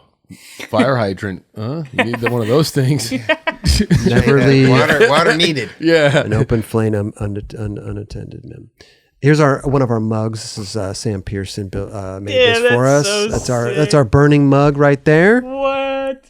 That's so dope. And these are all available on These are all available on the 9club.com. There we go. Yes, they are. Or they And could be sold out. I don't know. yeah, it could be. You never know. And last but not least, what would be a 9 Club without giving Andy Anderson my switch flip manual mug? Just gorgeous, dude. The way your arms are positioned the whole time. This is how it is, man. Boom. That's exactly So how, good. frame by frame, Yeah, you know. That's it. dude. Gorgeous. You want to see it? I love looking at it. I think we've all seen it a couple We have times. seen That's that. a real thing right there. That's a real thing right Oh, there, dude, they come off though. bro. Mark Johnson brought that iPad with the switch flip Manny, so it's got to be a staple, bro. Yeah, dude. Mark Definitely. Mark Johnson brings it, bro. Well, dude, where are you gonna go? You gonna go back home after this and relax? Yeah, go to Carlsbad. Try to pass out before midnight. Okay, perfect. Go skating tomorrow. Yeah, I think so, man. Little session. Do you skate every day? I haven't skated since Dew Tour really because of my knee. Okay. So I had like a session the other day with Jim Goodrich at the old OB park. Oh wow. Yeah, Yeah. that's a good one. Wow. But other than that, I haven't really been. So I'm getting back into the groove, but Yeah. like talking with my coach Sean Hayes, Mm-hmm. it's like a lot of mental stuff at this point. Yeah, Absolutely, bro. Skateboarding is so mental. it really is. And then even going into the Olympics, doing all that, Jesus Christ. You're going to do fine, though. Dude, I'm Definitely. excited, bro. Like I love it. I already won. Like getting to Hey. the Olympics was winning for me. For sure. Right. No, it's a feat in itself. Yeah, so I have to like. That was hard for me to set a new goal. After achieving that, I was like, shit. You know what I mean? Like, Now you gotta win it. Bro, Now you're going to be like number one in fun. Yeah. dude. yeah. And you're 25 years old. Like, dude, you have such a long, healthy, fabulous career ahead of you, dude. quarter cent. Yeah. Are you ready for a Wheeze box? What? Be on a Wheeze box. Wheeze box. Yeah, if you win the Olympics, whatever, you'll probably end up on a Wheeze box. Oh, Wheaties box, dude. Matt Berger's already on one. Really? Really? Wait Yeah. a minute. We Googled this one time. Wait, when was this? Like pretty recently. Wait, this is just in Canada, probably. Yeah, Yeah, Wheaties yeah. Canada. Yeah. It's like cinnamon damn toast it. crunch. Wheaties. Still. Oh, Cinnamon Toast Crunch. Or maybe it's shredded wheat or We're talking about Wheaties, dude. Yeah. Wheaties is the Olympic cereal. yeah, but it's so boring. No, I'm just playing. No. It is very That bland. I have to, shit. if I ever get Wheaties, which I never do, I put loads of sugar on there. Loads of Hey, we sugar. sprinkle some Might as shit. well get Frosted Flakes. You know what I mean? What would Pretty you want to damn- Might have? as well. What cereal would you want to have? Cashy. Oh, that's good. Dude, Oh, Berger's yeah. on a Cinnamon Toast Crunch fucking... Cinnamon toast crunch. That's amazing. And he's switch on it. They flip the image. They is. flipped it. Yeah, Leave dude. it to old Switch Kellogg foot. to get Fuck that some wrong. shit up. Yeah. And I then think it's General Mills. Oh, my bad. I got a friend who's up in the forest tree planting right now. Her name's Ariel, and she's like so far up north the sun doesn't go down right now.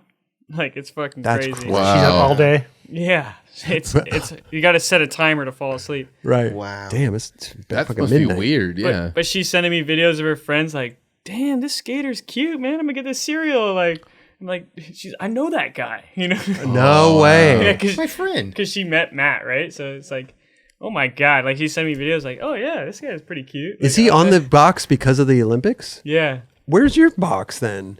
dude. I Let's get you on like some Cocoa Puffs or something, dude. be on a Like, Slurpee.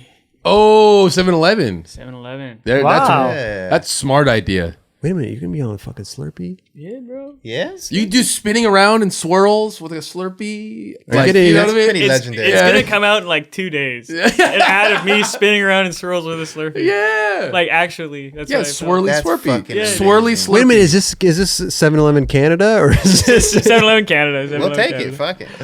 Or That's incredible, bro. Tim Hortons. Oh yeah, Timmy's. Yeah. Dude, get on Timmy Ho's coffee cup, roll up the rim to win. Andy Anderson's flip tray. I don't know. Caramel macchiato, something. Yeah. That's incredible, bro. You So got Matt good, Berger on a Captain Crunch cereal box. Cinnamon Toast Cinnamon Crunch. Cinnamon toast. Either one, I'd be stoked on. Yeah, Either one. take it. Love Captain Crunch. Switch. And CTC. you're on a Slurpee? Yeah, so the whole Canadian national team is on these Slurpees. Oh, you actually are serious. You're Yeah, gonna he was be. not joking on that. You are gonna be on a Slurpee. Yeah, so the Is it individual or is it like a team photo? 3 on each. So the one I'm on, like TJ Rogers is on it. Okay. Sick. And then Maddie Balt, she's a skater from Canada. And then there's another one that's like Matt, Ryan, and like someone else. So when they pull the cup out of the thing, there's your face right there. That's yeah, so doing sick. like a wall plant. Filling up their little. Doing a That wall sounds plant, sick. dude. The trick that I was hyped on is like a 6-year-old. Fucking wall It's plant. coming full circle, bro. Real Yeah. shit. I love it. Jeez. Great story, 7-Eleven, man. Olympics, Powell. You're doing it all. Swatch, dude. swatch. Swatch. Pretty soon, Come on, you bro. are going to make that cashy box. Yeah. Trust me, dude. No doubt. Okay, I'm gonna plug Swatch for 1 second. Please. Is like the first event Swatch ever threw was a Keith Haring sponsored breakdancing event. Damn. Wow. That's some fucking That's the first. legendary That's shit. the first thing they ever did. Was like, okay, Keith Haring, do all the art in this fucking whole thing, and we're gonna do a breakdancing contest. Like, Amazing. That's dope. that's so legit. Yeah. Like, Yeah, they get that marketing. They chose right Right. for that first coming out. right, Keith dude. Haring? Jesus. So I got like Wow. a Keith Haring swatch with like a Keith Haring drawing of Mickey Mouse on it. and Oh, shit. that's Sick. legendary. Like- That's dope. I'm like, dude, these guys fucking. I'm all about the origin stories. Is that the red one with the stripes on it? Yeah, that one. That one's sick. Yeah, and I got the black one is on the same series, and then Stance socks. Mm-hmm. Plug Stance. Yeah. They came out with this a sock line that had the same graphics. Wow. Oh, dope. So it must have been like Keith Haring Oh, wow. thing was like teaming Yeah. up with. So I was like, Exactly. two of my- Ties in You could at have the whole same time. kit. yeah, I got the watch and the socks with like the same Keith Haring. Perfect. Like what the? You need fuck's to do like a going on? photo with a grab or something doing that. Yeah. Anyways, too much going on, dude. Oh, you're good, Yeah, bro. Too This much is- going on, man. I know. He's Yeah, a that's busy great. guy. Watches, socks, fucking. Big time. If anyone in Canada is listening, we would love a CTC box here with Matt. Oh yes, please. Yeah, send it over Dude, here. yes. And a Slurpee cup too. Would Yeah, be a awesome to Slurpee have cup. here. The Slurpee cup I shouldn't talk about, but it's not coming out for like. This isn't coming out for. Till Wednesday. We're good. No, I'm yeah. joking. It's kind of tomorrow. yeah, we good. No, this is like mid July. Mid July. Okay. Yeah, Yeah. perfect. That's what I'm saying. I don't know if you're going to win the. Congratulations on winning the Olympics, man. It's incredible. Oh, bro. thank you, I dude. told you you were going to win. Yeah, you know. We're just covering all our bases here because Yeah, we're filming yeah. this early. So, Yeah. damn, it's a shame you didn't win that fucking Olympic, bro. No, I'm not putting that in the air. No. You fucking won. Yes. Gold. Dude, gold. Did you bring it with you? I we gotta bid it. I bid it first. Make sure. Dented You see what my carat? teeth. 24 karat? It didn't dent the gold. 18 karat? 24 karat? I'd love to see these medals, man. I know. 24 karat, you might. You be ever able to seen do a real something. gold medal in real life? I haven't. Okay. haven't. Kelly? Real A gold. real medal? gold, like from the Olympics. No, I don't think so. Have I you? saw one, yeah. What was it? We had a family friend back in some late 84 Olympics or something. He was on the men's volleyball team, and they won the Olympics. Oh, wow. Ah. And we had a little party, and I was young. Yeah, I think I even had my photo taken, but he had his gold medal hanging up by the fire off heavy? the mantle. Pretty heavy? It was a nice heavy medal. You got to touch it. Yeah, Wow. Sick. felt it, Damn. Just fucking cupped it. cupped it. You know what I'm saying? You gotta put that in your pocket though, Andy. Put that. See, you I'd be pull like, all these oh, this things. is Yeah. My can. Oh, this is my rocks. This is my Olympic gold. My gold Oh medal. yeah, that's gonna get added into. Yeah. Oh, dude, I got a tea bag. There we go.